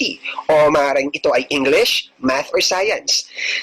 The creativity is actually being called to us right at this very moment. Letter N. Nurture growth mindset. Teachers and learners, and practice self-care. Ang pinakamahalaga sa kasalukuyan, mga kapwa-guro, ay ating socio-emotional being. At ganun din ng ating mga mag-aaral. Alam natin, sa dami ng hamon ng kagawaran, marami sa atin ang napagod na. Ngunit huwag nating hayaan na ang institutional fatigue ay siyang manatili sa atin. Do not let institutional fatigue overwhelms us. At mawalan ng compassion sa ating mga mag-aaral. Magkaroon ng compassion fatigue, ika nga. Iwasan natin ito at alagaan ang ating mga sarili sapagkat kailangan tayo ng ating mga mag-aaral. Letter G. Go an extra mile. Hindi ko na kailangan palawigin ito sapagkat araw-araw nalalaman ko na ang ating mga guro ay laging merong sakripisyong ginagawa sa ating mga mag-aaral. At ito po ay lubos ay pinagpapasalamat ng ating kagawaran. Ang ating magagawa sa kasalukuyan ay patunay kung gaano natin minamahal ang bayang ito. Balikan natin ang dapat nating gawin. Gating. What is letter G? Guarantee the essentials are delivered. Include all types of learners. Take special attention to the most vulnerable learners. Innovate instructional deliveries. Nurture growth mindset, and go an extra mile. Upang darating ang panahon, masigit na flexible, engaging, dynamic, and inclusive ang ating curriculum. Mga kaibigan at kapwa-guro, nagbabago ang uri ng edukasyon. Sa makatuwid, higit na pagbabago at evolution ang hinihingi sa ating mga guro. Hindi na tayo kailangan, o hindi na tayo ituturing na sole knowledge ng ating mga mag-aaral or sole source of knowledge, kundi tayo ay magdidisenyo ng karanasang at sa ating lahat. Batay sa pag-aaral ng NCCA sa nagdaang taon, 5 sinukat nila ang pagpapahalaga ng mga Pilipino at 5 rito ay lumabas tungkol sa pamilya, sa Diyos, sa pag-aaral, sa kapwa at pagpapahalaga sa sarili. Nasaan ang pagpapahalaga sa bayan? Batay sa kanilang pag-aaral, ito ay 18 sa mga values o sa mga pagpapahalaga ng mga Pilipino. Nakalulungkot sapagkat hindi tumawid ang pagmamahal sa bayan, ang pagmamahal sa pamilya, sa pagmamahal sa bayan. Sana, kung mahal natin ang ating pamilya, ito ay extensyon sa ating bayan. Kaya nga sa kasalukuyan, ang hamon ay nasa ating mga kamay, aking mga kapwa-guro. Mahalaga na ang mga bata ay may matutunan kahit sa panahon ng pandemya. Batay sa pag-aaral, kailangan meron silang gawin para magkaroon o hindi magkaroon ng negatibong social emotional effect sa kanila. Kaya nga, hinahamon natin ang ating mga guro na ating itindig ang kagitingan sa panahon ng pandemya. Bago ko tapusin ang ating diskusyon ngayong araw na ito, basahin po natin ito. However much we stumble, it is an educator's burden always to hope that with learning, a student character might be changed and so the destiny of a nation. Muli, maraming salamat at mabuhay tayong lahat.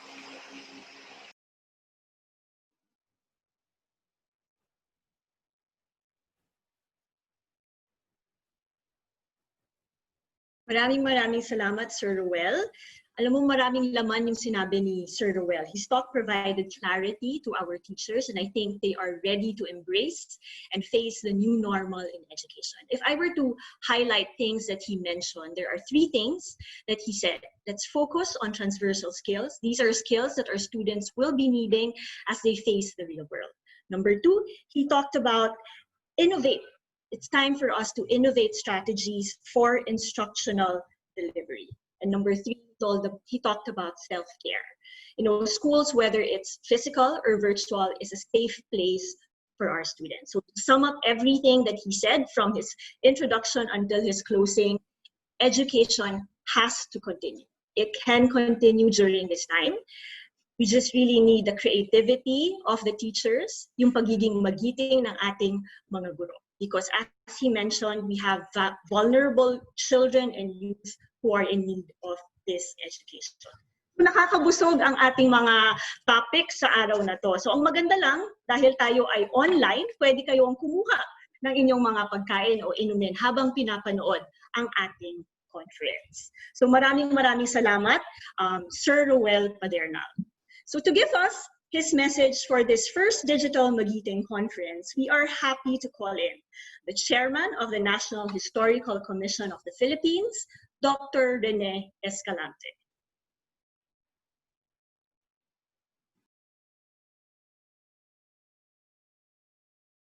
Ang tradisyon ng pagbibigay-pugay sa watawat ng Pilipinas tuwing ika-28 ng Mayo ay nagsimula noong ika-6 ng Marso taong 1965 nung ipalabas ni Pangulong Diosdado Macapagal ang Proklamasyon number 374. Ipinagutos ng proklamasyong ito ang paggunita sa kabayanihan at tagumpay ng mga magigiting na revolusyonaryong Pilipino sa pamumuno ni General Emilio Aguinaldo sa labanan sa Alapan.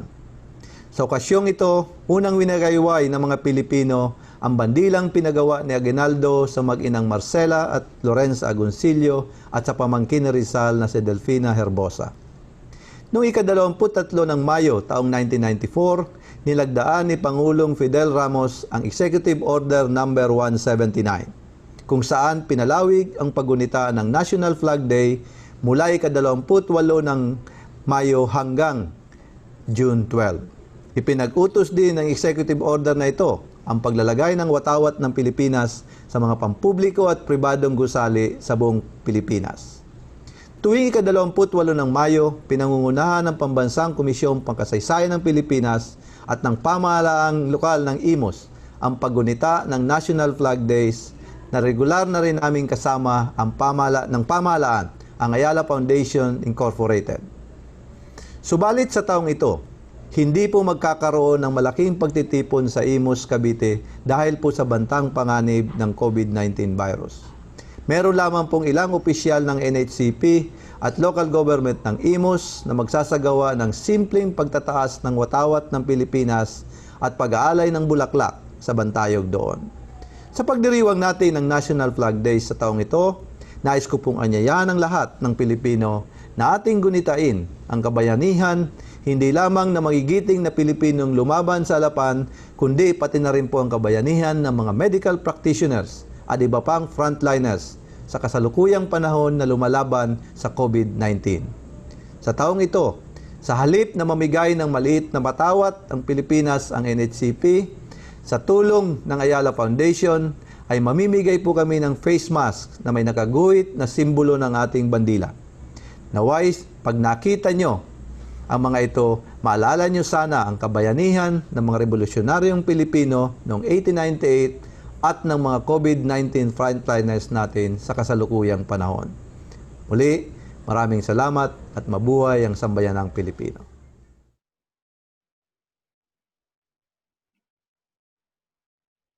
Thank you, Chairman Escalante. So our panelists have presented their topics already. So it is time for our Q&A segment. So we have Mr. Howie Severino, Dr. Neil Santillan, and Mr. Roel Padernal with us today. So good afternoon, panelists. So our very first question is for Mr. Howie Good afternoon. Severino. Yes, good afternoon, Mr. Howie Severino. Sir, the first question is for you. So, yes, mabuti naman po. So our teachers are now in the process of trying to create materials that they need for their schools. So they're asking you, as a journalist, what tools or maybe skills of the journalist teachers can adopt so that they can communicate better to their students the sacrifice and hard work of our health frontliners. What tools and skills of a journalist can they adopt in creating materials that they can use in their classrooms? Well, ako kasi matagal na ako na sa television, no? Kaya napaka-importante sa akin yung visual, no? And one reason why I went into television in the first place is because alam ko yung napaka-effective ng visual tools, ng broadcast tools to educate. Kasi ang tingin ko sa sarili ko, isa rin akong educator. I do not educate inside the classroom, but I educate the public through the medium of stories. No? I do stories with lessons, with information, with insights that I hope can teach our viewers something. So, sa akin, anything visual can be a good tool in the classroom. Alam na ng mga teachers yan, but we can be even more creative in doing it, lalo na ngayon, no? You know, we're going to be teaching through technology, and there are so many technical tools we can use, no?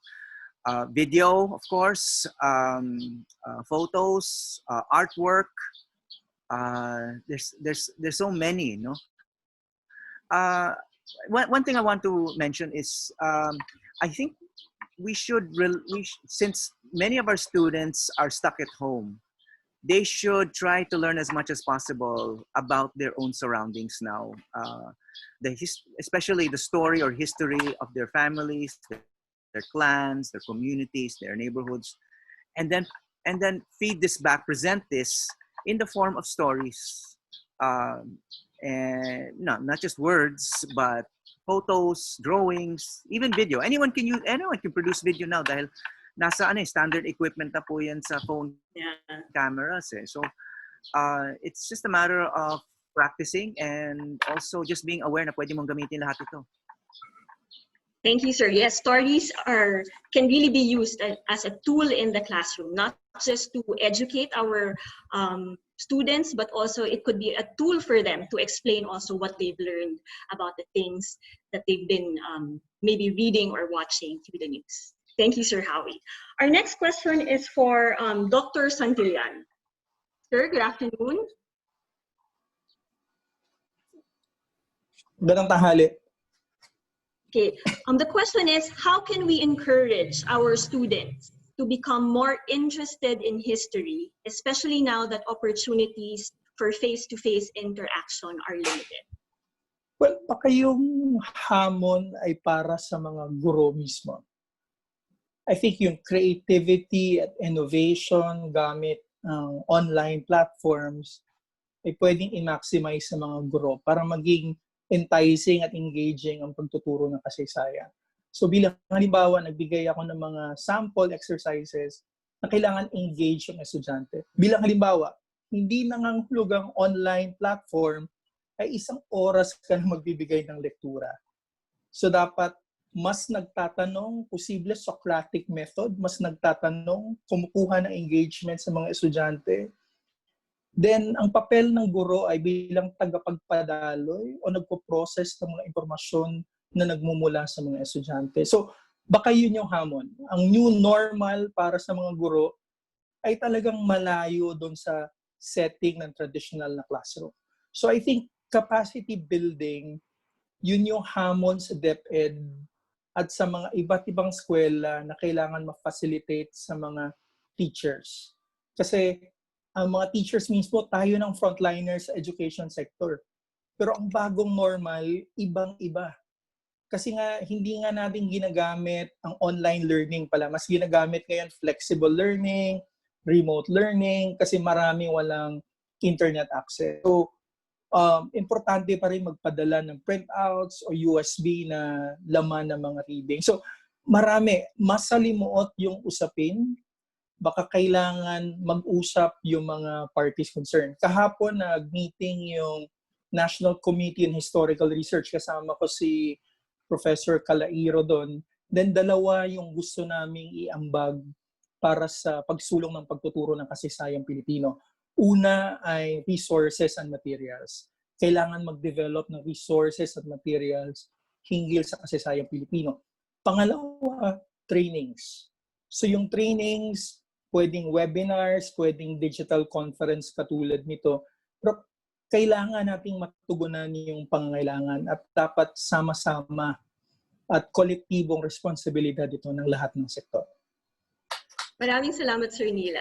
Sa tingin ko, sinagot mo rin yung isang tanong nung isa sa mga participants kasi tinatanong niya kung ano daw ang mga hakbangin ng kagawaran tungkol sa pag-move into the new normal. So sinabi mo na some organizations are also helping in terms of developing resources and also for trainings of teachers. There's another question for you, Sir Dr. Santillan.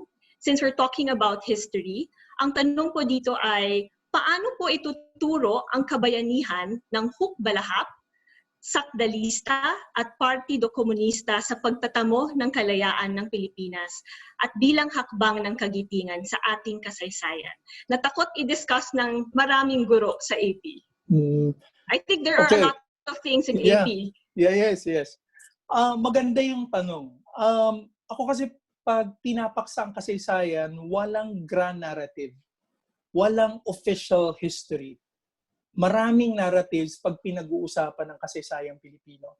Ang importante bilang facilitator ng kaalaman sa loob ng classroom ay mapakita yung iba't ibang pananaw sa kasaysayang Pilipino. So pwedeng ituro ang papel na ginampanan ng mga hukbalahap nung panahon ng Hapon o hukbong mapagpalaya ng bayan matapos 1946. Ganun din yung papel na ginampanan ng kilosang komunista.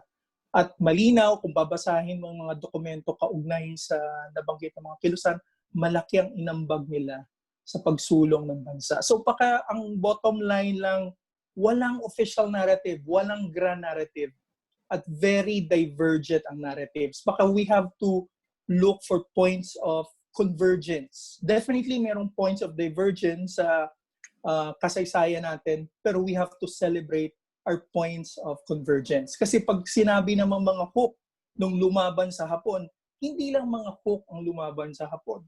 Maraming lumaban sa Hapon at mahigit 20 na grupong gerilya. So yung point of convergence, ito yung kabayanihan, yung kagitingan na pinakita laban sa pananakop ng mga Hapon.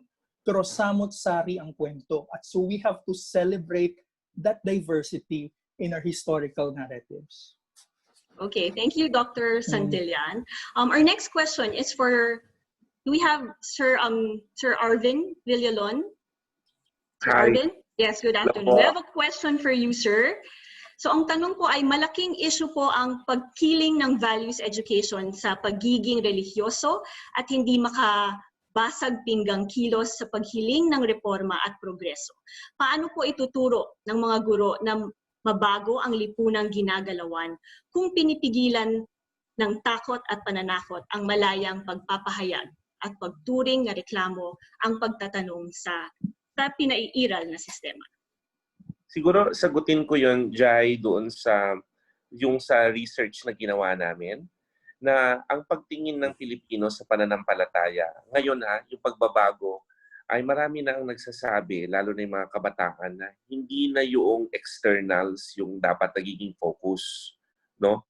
Kasi ang sinasabi ng marami dun sa mga sa survey at sa focus group discussion, na kung talagang malalim yung pananampalataya mo, dapat ito'y nag-uudyok sa'yo para kumilos.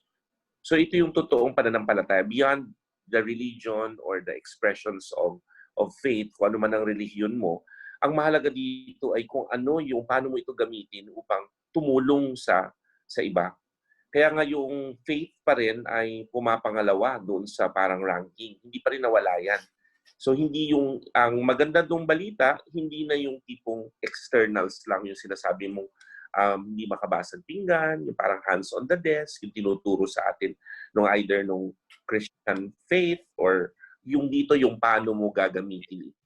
So siguro yung sa pagtuturo ng values ed, yung ano yung lumilitaw ng mga universal values dun sa faith na pwedeng gamitin sa pagtuturo. Okay, thank you, sir. We have one last question, and this is for Sir Roel Padernal. Sir, I think you're the best person to answer this question dahil naging isa ka rin guro. Good morning, Jai. Good morning sa lahat. Yes.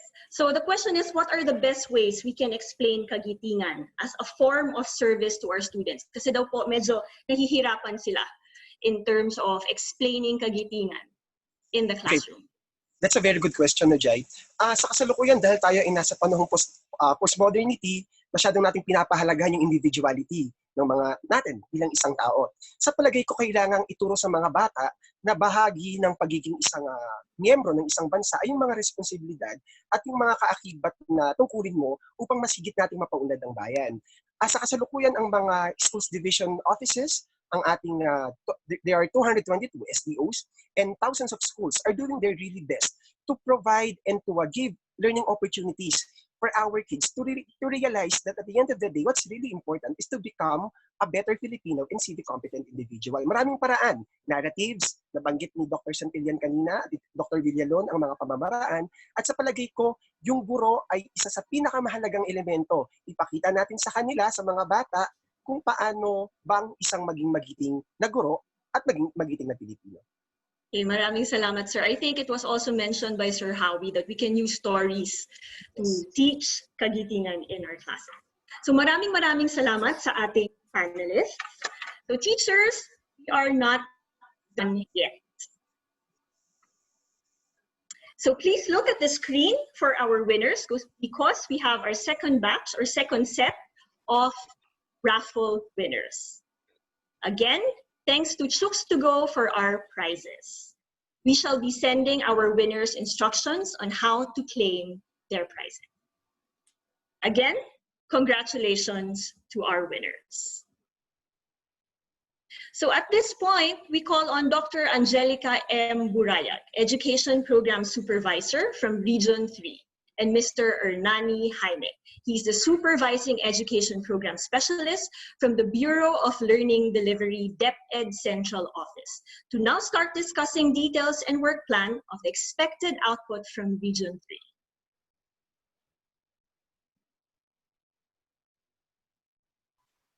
Thank you, Ms. Jai. Good morning, everyone. First, I would like to say thank you to our Regional Director, Dr. Nicolas T. Capulong, our Assistant Regional Director, Dr. Ronel Alquipemo, our OIC Chief of the CLMD, Dr.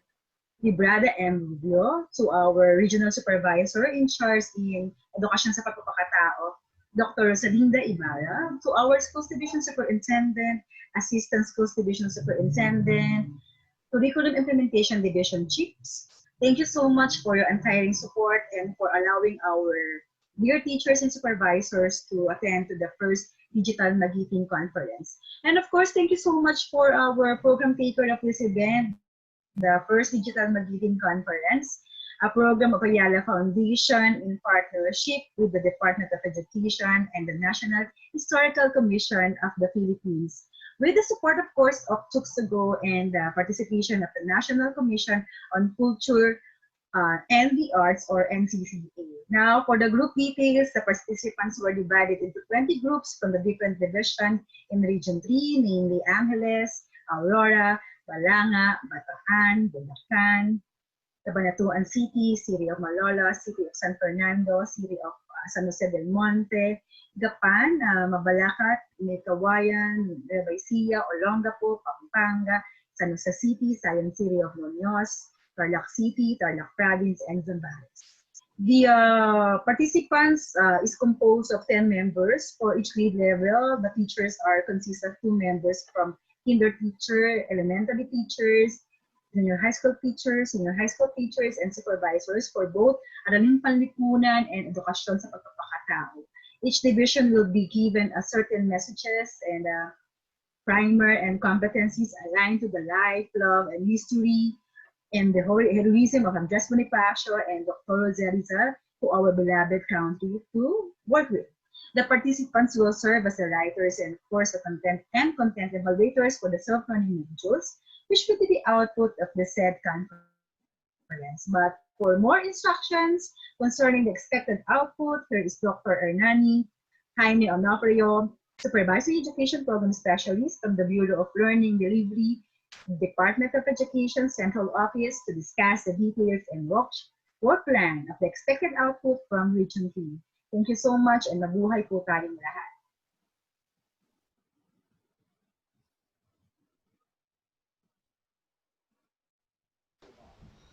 Mabuhay! My name is Hernani Ofreneo Jaime from the Bureau of Learning Delivery. It is my pleasure to share to everyone the expected output of this conference. Our committed writers from Region 3 are tasked to develop modules to be utilized by teachers and learners nationwide. The parts of the module are as follows. The first part of the module is the introduction. The introduction of the topic in the module covers the what and why. What is the material about? And why is it relevant to the learners? The second part of the module is the learning competencies. This part of the module shows the learning competencies from the curriculum guide or from most essential learning competencies. For competencies that are broad, the writer shall employ subtasking and unpacking. All objectives must be learner-centered and shall promote 21st century skills. The third part of the module is the pretest. Items in this part must be congruent to the learning objectives or competencies. It is designed to assess the learner's entry-level knowledge of the topic. The fourth part of the module is the activity. The activities are designed as structured experiences. This shows instances of the content and competencies in developing concepts, ideas, and skills. It also creates an opportunity for valuable and meaningful personal learning. The next part of the module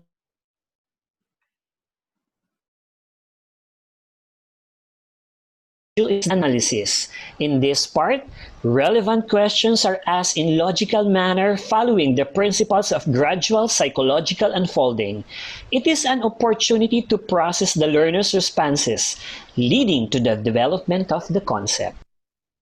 The sixth part of the module is the abstraction. This part of the module reinforces what learners know and what they should know more.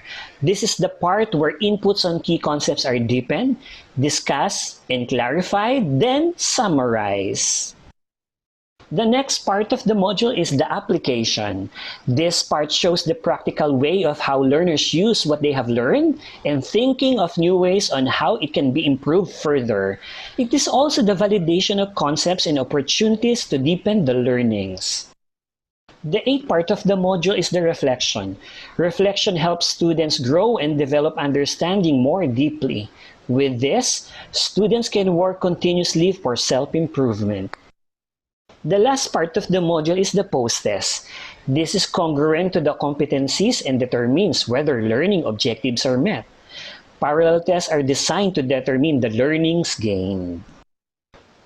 Allow me to end this talk by simply saying, the best way to get things done is to simply begin. Thank you and God bless us all.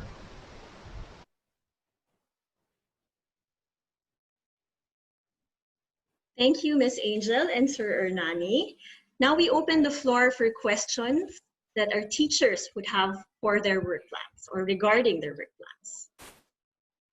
We have Dr. Burayag and Mr. Ernani. Good afternoon.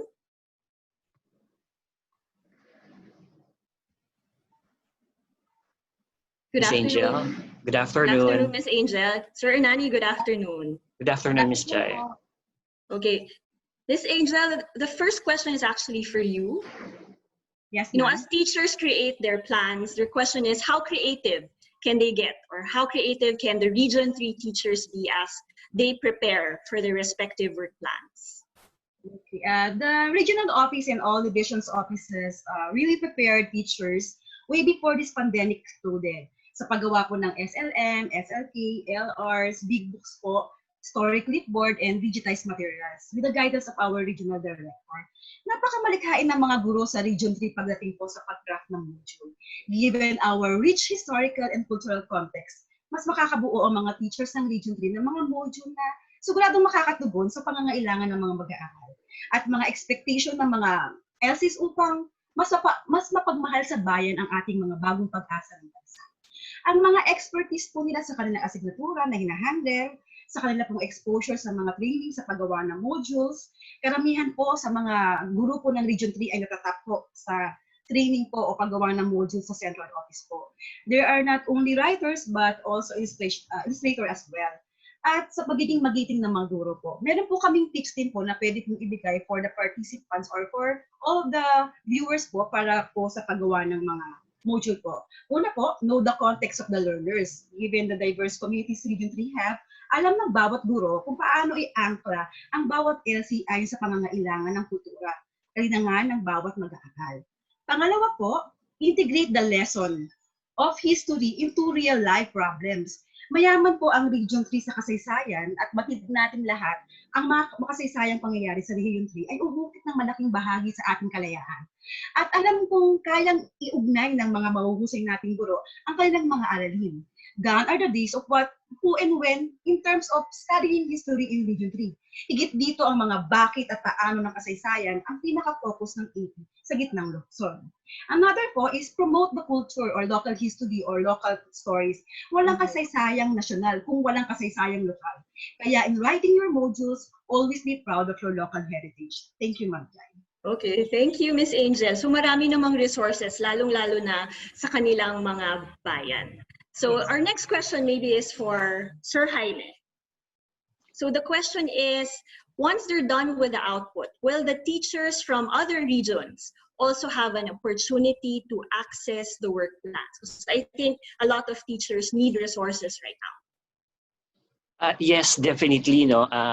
Layunin naman ng Department of Education na maibahagi lahat ng materials na ginagawa at sinusuportahan ng Central Office. So, bagamat ang Region 3 ang naatasang mag-develop ng mga materials nito, sinisigurado naman ng Central Office na ang quality nito ay naaayon pa rin sa standards na itinakda ng Department of Education.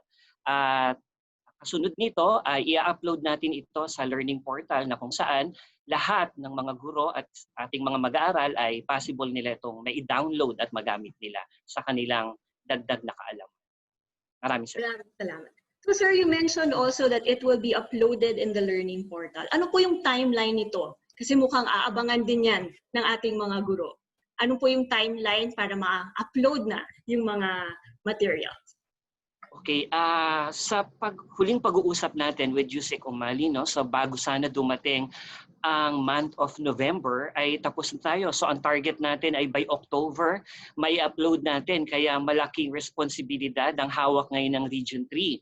Kaya kahapon lang magkausap kami ni Ma'am Angel na I think medyo kailangan na natin mag-pre-planning kasi malaking responsibilidad ang gagawin natin, tsaka hindi lang ito ang ginagawa ng kagawaran ng edukasyon, no? So marami tayong binabantayang mga learning resources para ma-quality assure to ng tama. But definitely may nakita akong kung kayo interesado na mas makuha pa ang malalim na impormasyon tungkol sa pag-develop ng mga modules, makipag-contact lang kayo. Total, may Facebook naman ng Ayala Foundation, tsaka ang DepEd, maaari nyo pong kontakin kami. Yun lang, maraming salamat. Maraming salamat, Ernani. We're looking forward to the outputs of Region 3 at maraming salamat sa mga gurong magbibigay ng kanilang ambag para sa work plan or modules. Before we end our First Digital Magiting Conference, I would like to call on again our Undersecretary for Legislative Affairs, External Partnerships and Project Management Service, Tolisito Umali.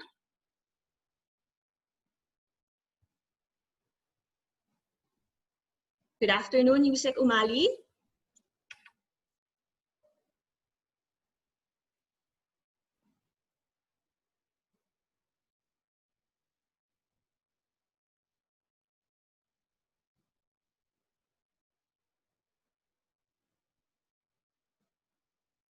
Good afternoon, is Yusek here now?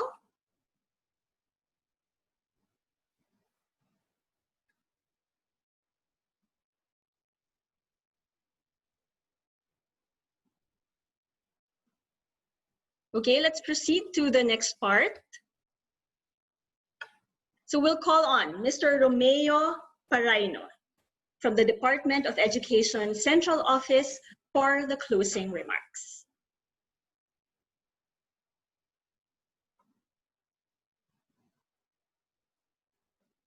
Before we end this conference, I would like to take this opportunity to say on behalf of our Secretary, Leonor Magtolis Briones, and our Undersecretary, Tonisito MC Umali, we would like to extend our gratitude to our partner, Ayala Foundation, headed by the President, Mr. Ruel T. Maranan.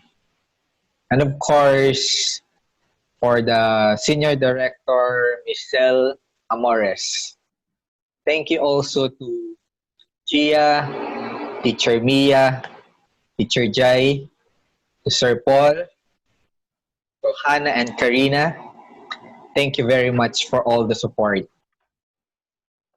Gusto ko rin po magpasalamat sa lahat ng partners from NHCP, from Chooks to Go, to Sir Ronald Mascareñas and Daryl, at sa lahat po ng speakers.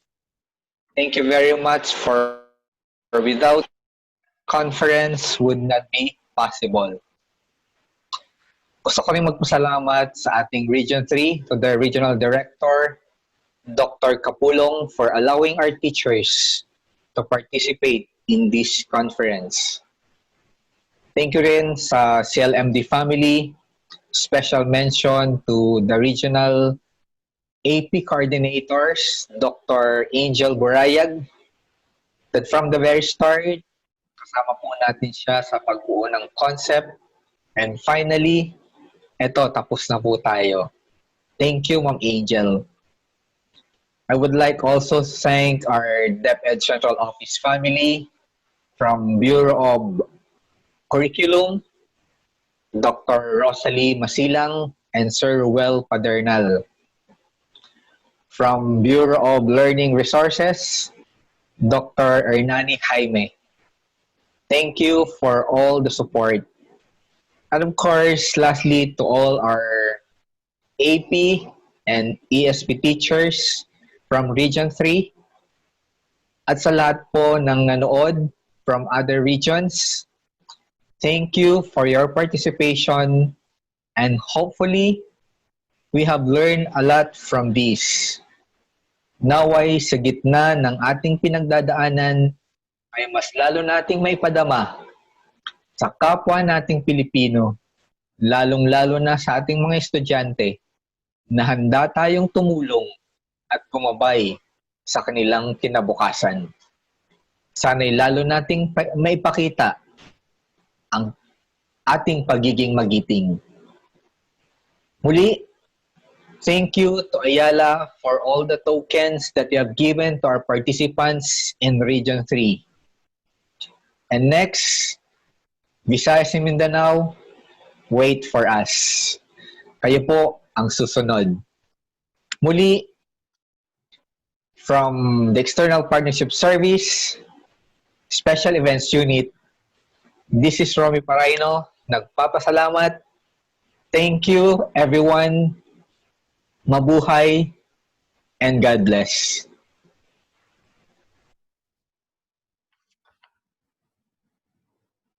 Maraming salamat, Sir Romy. So thank you also to our panelists, Dr. Emmanuel Calairo, Dr. Neil Santillan, Mr. Arvin Villalon, Mr. Howie Severino, and Mr. Roel Padernal. Thank you also to our speakers, Mr. Roel Maranan, Yusek Tony Umali, and Dr. Rene Escalante. Maraming salamat sa ating mga teachers at supervisors. Thanks to those who tuned in our simultaneous streaming on Facebook Live. Once again, we'd like to thank our partners, the Department of Education and the National Historical Commission of the Philippines. And of course, Shooks to Go for being an advocate of kagitingan for every Filipino. But before we end our webinar, we will announce another 20 pre-drawn winners of Shooks to Go gift certificates. So congratulations, raffle draw winners. You may claim your prize of 1 free Chooks to Go oven roasted chicken at any Chooks to Go store in Central Luzon region. Redemption period is May 30 to August 30. Please make sure that you bring your DepEd ID card for proper identification.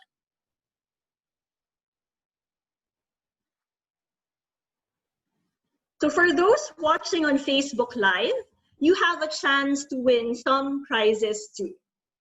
We are giving away 10 digital magiting kits, which include a headset and a magiting mask. Visit our Facebook page for the mechanic. So please watch out for our next digital magiting conference. Stay safe, everyone. Maging maingat, maging malakas, maging mapanuri, maging magiting tayong lahat.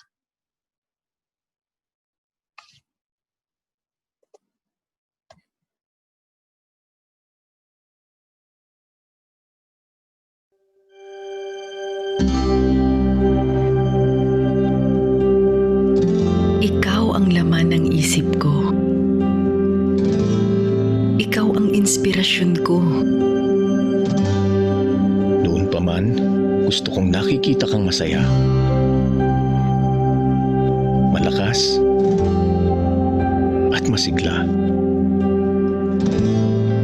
Masaya akong tumatanaw sa bawat pagtuklas mo ng kagandahan sa mundo. Pinagdiriwang ko ang bawat tagumpay mo.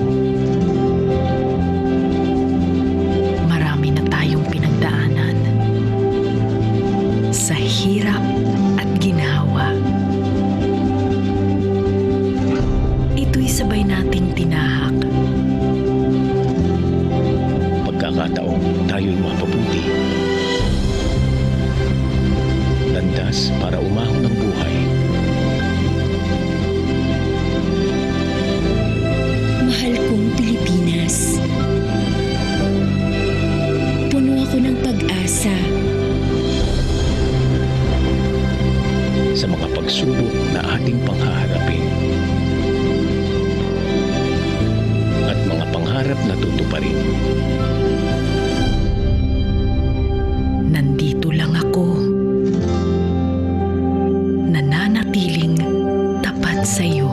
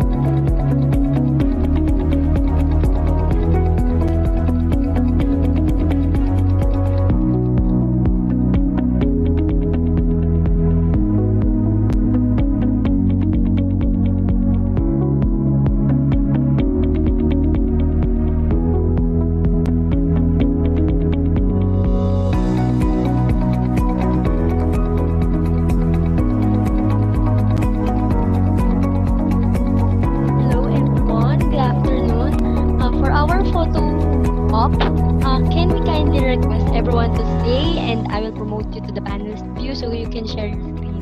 Thank you.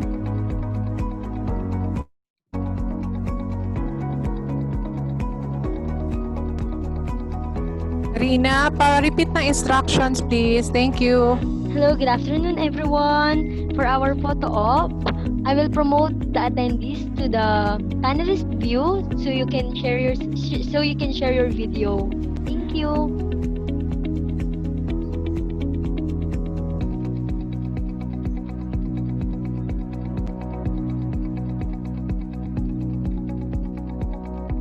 For a moment, I am promoting everyone.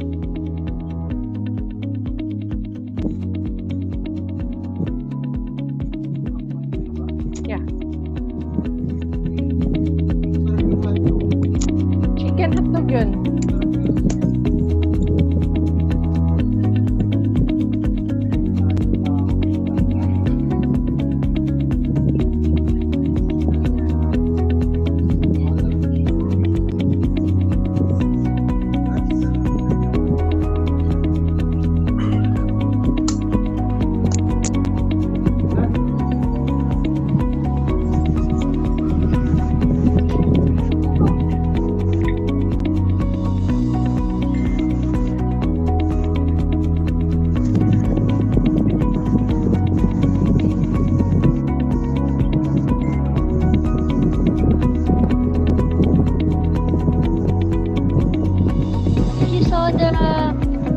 The invitation, please accept it, teachers and supervisors, so you can be in the panelist view.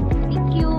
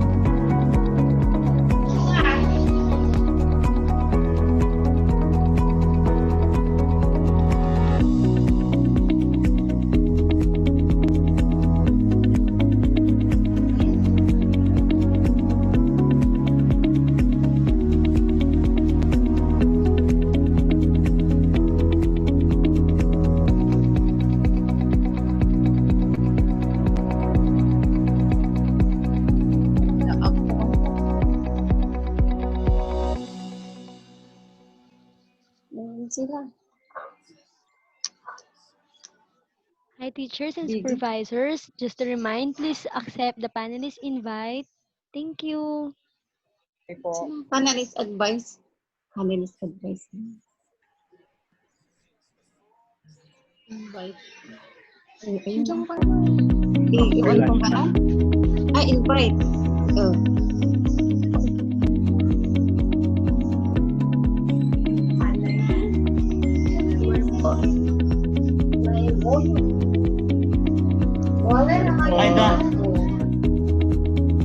Bakit mo rin itsura mo, Lois? Alin yan? Everyone in already? Napakali mo naman kaya wala sila. Hello. Hindi ako makapasok. Hello, happy ba kayo? Yes, sir. Yes, sir. Kailangan po bang isuot ang mask? Pwede. I sent the invite na po to everyone. Hello, Ma'am Eva. Hello, everyone. Nangaliwan lalo pa na.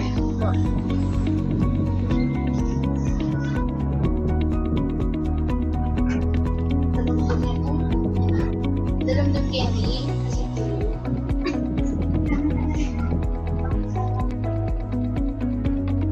Good afternoon. Hello, anak Yuan.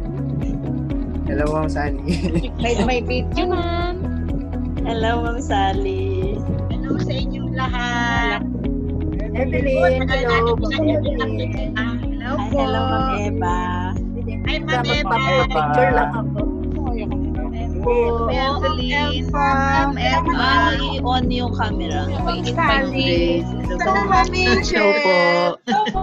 Hello. Ma'am, congratulations po. Oh, meron na tayong ulam, Ma'am Alma. Congratulations, Ma'am. Sige po. Grace, kailangan kayo. Paano po yung picture taking natin? Ma'am. Ano po yung Ayala? Screen. Hello, Sir Yuan. How are you? Hello, Ma'am. Good morning po. Tapos po yung inyo pong bus, huwag niyo pong kalimutan. Ito po, ma'am. Suot na ba? Everyone. Naka-on ka. Yan, oo. Hi everyone, good afternoon. Good afternoon. Please turn on your cameras and I will take a photo of us. There is a limit of 100. So we will have another batch for the remaining Are we 87. going to wear our mask? Ano po makikita yung mukha ko, mas? Siguro, Karina, isang may mask, isang wala. Apo. Ganyan na lang. One photo with mask on and one photo without. Thank you. Hello, Yuan. Hello po. Teachers. I-mask mo na. Ayan na. Okay po, may mask. Okay po. Let's take a photo with mask first. With mask po. Madalong doon ka. Kaya ka dapat bagyan. Kaya ka dapat bagyan. Madalong doon ka. Ating pangyayari niya. Ready, teacher? Oh, sir. Saan na? Nawala na. Nawala na. Ito. Okay, are you all ready, sir? Yung dala nila dito. Are you all ready, ma'am, sir? I'm taking the photo now, ma'am. Ready? Ready na, ready. Ready, ma'am? 1, 2, 3. For a moment. Video na naman. Sarili na. Dito muna. Hello, teachers. Kumusta naman yung headset? Okay naman yun? Okay ba ang function? Optional po yung function.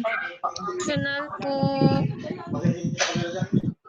Yung control niya, nakita nyo? It's in the back of the ear muff. Yes po, yes po. Po. Daw kung walang mask. And then walang picture na walang mask na. Walang mask. Tina, you direct na lang kung ano yung next. Are you all ready? Hello, Sir Yuan. Let's take another photo po without the mask. Mask po. Without the mask daw. Okay po. Without the mask. Gising saan? Saan ang ano niya?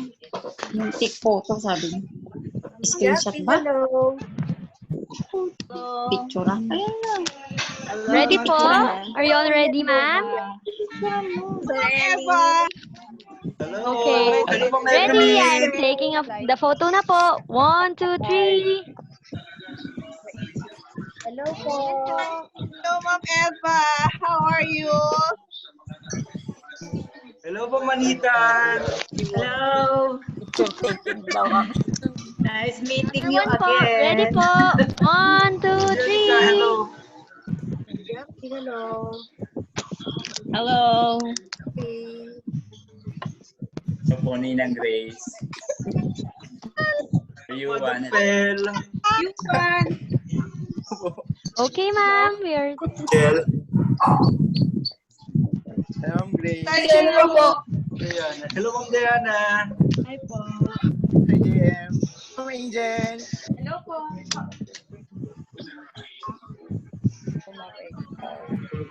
Hello, Ma'am Milidel.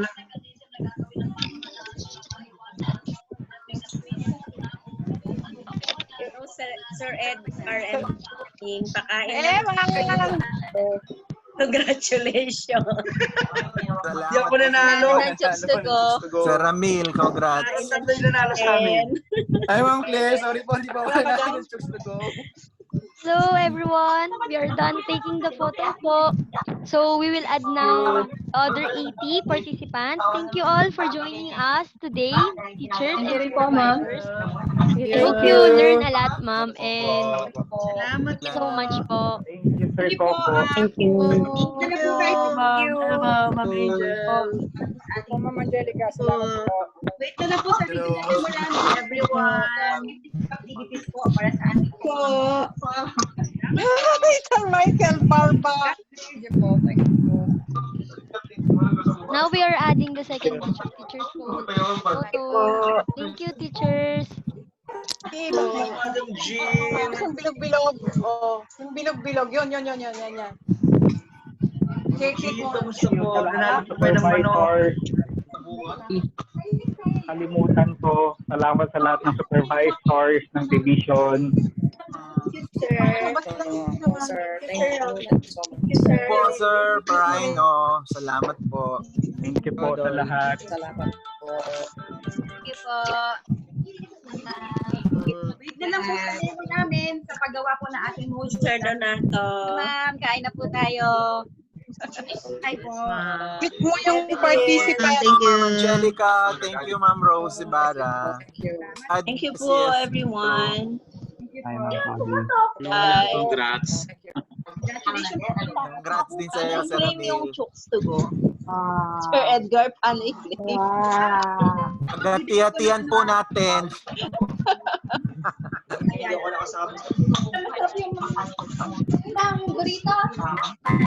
Pandemya ng manok. Pandemya ng Sa mga nanalo. Matataba na sila.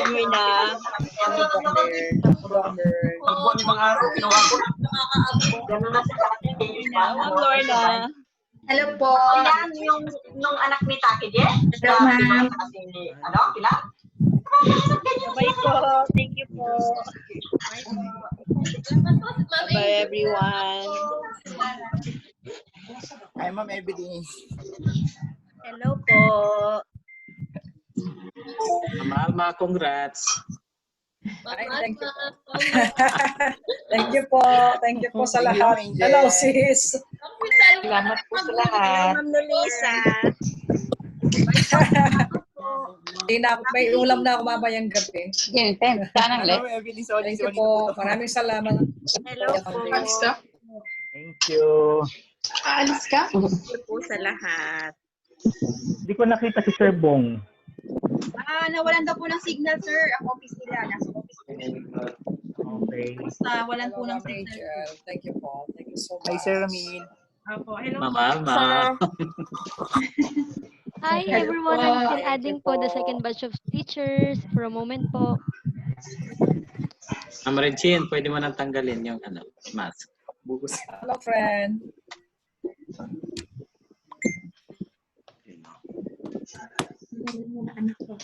Yan, para makita tayo. Mute yan eh. Hello, Dr. Kuya. Alma. Ma'am Angel, Po. yung mga competencies po natin. Wait for the regional memorandum po. Okay. Maraming salamat po. Gusto test naman sana kanina. Kaso lang Excited si Sir Eman. Gusto na agad sumulat. And at saka po yung matrix activities po natin kung hanggang kailan natin sila tatapusin. And Okay. ng bawat division po. Magbibigay po ako ng regional memorandum right after po ng aming Ma'am Angel. Ma'am Angel. Wala ako sa picture. Hindi ko nakuha kanina. Sige po. Sabihin. Opo. Sandali, ayusin ko yung banks ko. Si Ma'am po. Teka lang po. I would like to request lang po yung ating mga ibang first batch na teachers po para makapasok po yung ating other teachers po. Yung mga may picture na po, pwede na po mag-leave. Tapos po, Okay? po yung iba po. Ma'am Angel, okay na ako? Okay na po ako, Ma'am Angel. Huwag na muna kayo mag-lead, ma'am, kasi di pa po kayo kanina. Okay, sige. Muna kayo. Yung iba po Okay po. na po, pwede na po mag-lead po. Okay po. Yung iba po papasok po. Salamat po.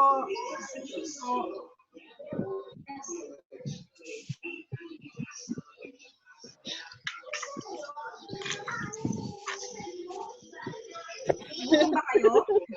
O hindi? Nabusog kayo Na? sa kaalaman, di ba po? Loud and clear ka ngayon, ma'am. Oo nga, nung nag-meeting tayo. Loud and clear ka ngayon. Kasama na wifi. Yan. Okay. Grabe, nagkaka yung wifi din. Okay. Hi, teachers. Good afternoon po. Hello po. Hello po. Yes, ma'am. So, today po, we'll take a photo po. So, first po, with mask, ma'am, with our mask on. With mask? Diyos ko, kabit mo pa yung mask ko. Oh, yan. With mask. Okay. Are you all ready po? Wait lang po. Sige po. Wait lang po. Dito na ako ganun.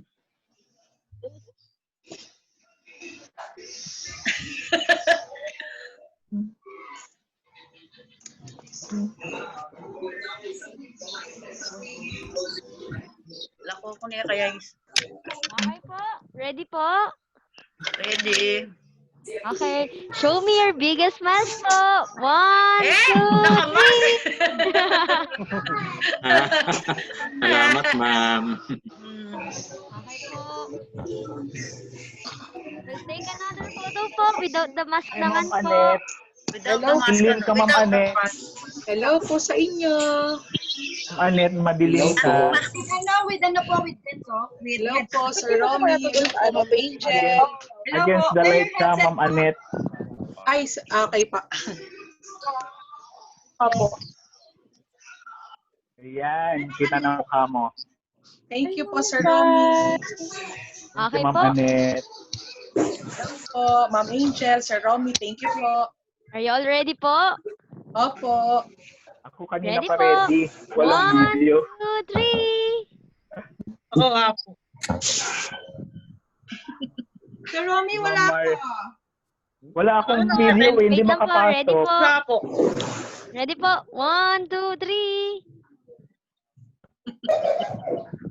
Thank you, teacher. Mag-tip na nga ako. Naglip na ako. Thank you so much po, ma'am. Okay. Thank you po. Pwede na pong mag-leave, ma'am. Pwede na pong mag-leave. Opo, Sana po ay marami po kayo natutunan. kukunin ko na ngayon, ma'am. Wala akong pagkain. Thank you po. Claim ko na po ngayon. Wala po akong pagkain. Thank you, ma'am. Thank you, ma'am. Wala po bang mag-leave? Salamat Tara po. po, ma'am. Huwag lilib na. Lilib na po ako, ma'am. Thank you po. Para po makapasok po Congratulations. ibang batch po. Hello, Sir Ramil. Thank you, everyone. Thank you, Congratulations, ma'am. everyone. Thank you, Ma'am Congratulations, Ma'am Angel. Angel. Thank you po, Ma'am Angel. Hello, Sir Ramil. Masakit na ako. Sir Ramil, magpakain ka. So, another batch na po ulit. This is the last batch na po, Teacher Angel. Apo. Pwede ako mag-leave. Apo, yung mga may picture na po, pwede na po. Pero Sir Angel, feeling it may turn. Stay lang po.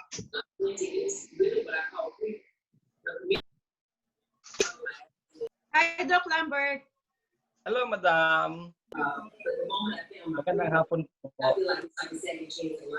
Bago ko pa tayo. Ma'am Bernadette. Hello po.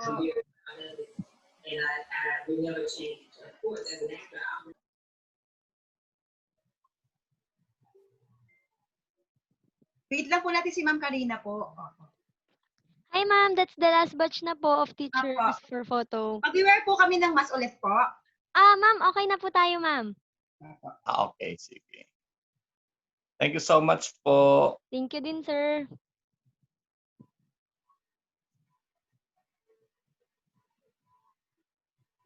Thank you, teachers. Thank you, Teacher Angel. Thank you, Ma'am Sel. Ang ating pong director po ng Ayala po, si Ma'am Sel po. Hello. Salamat sa lahat. Napakabuti po, napaka-maaangan. Salamat po, Ma'am Sel. Napakaganda niya, bukod sa kagandahan niya. Wow! Opo, package po. Ay, salamat ha. Sa susunod ulit. Pagbubutihin po namin, Ma'am Sel, yung module po. Ayusin po namin. Yes, tapos kayo naman ang next na manood sa Facebook doon sa iba. Opo. Thank you. Thank you all. Salamat. Karina, we're okay? Yes, ma'am. We're okay na po. Thank you. Romy, bye. Teacher, bye. Karina, thank you, Hannah, everyone. Thank you. Thank you, Thank you, ma'am. Hannah. Thank you, ma'am. Thank you, Sir Thank you, Romy. Ma'am Ma'am Katrina. Thank you po. Thank you Ma'am po. Angel, thank you. Sir Romy, thank you. Happy eating po. Salamat po. Thank you po sa inyong lahat.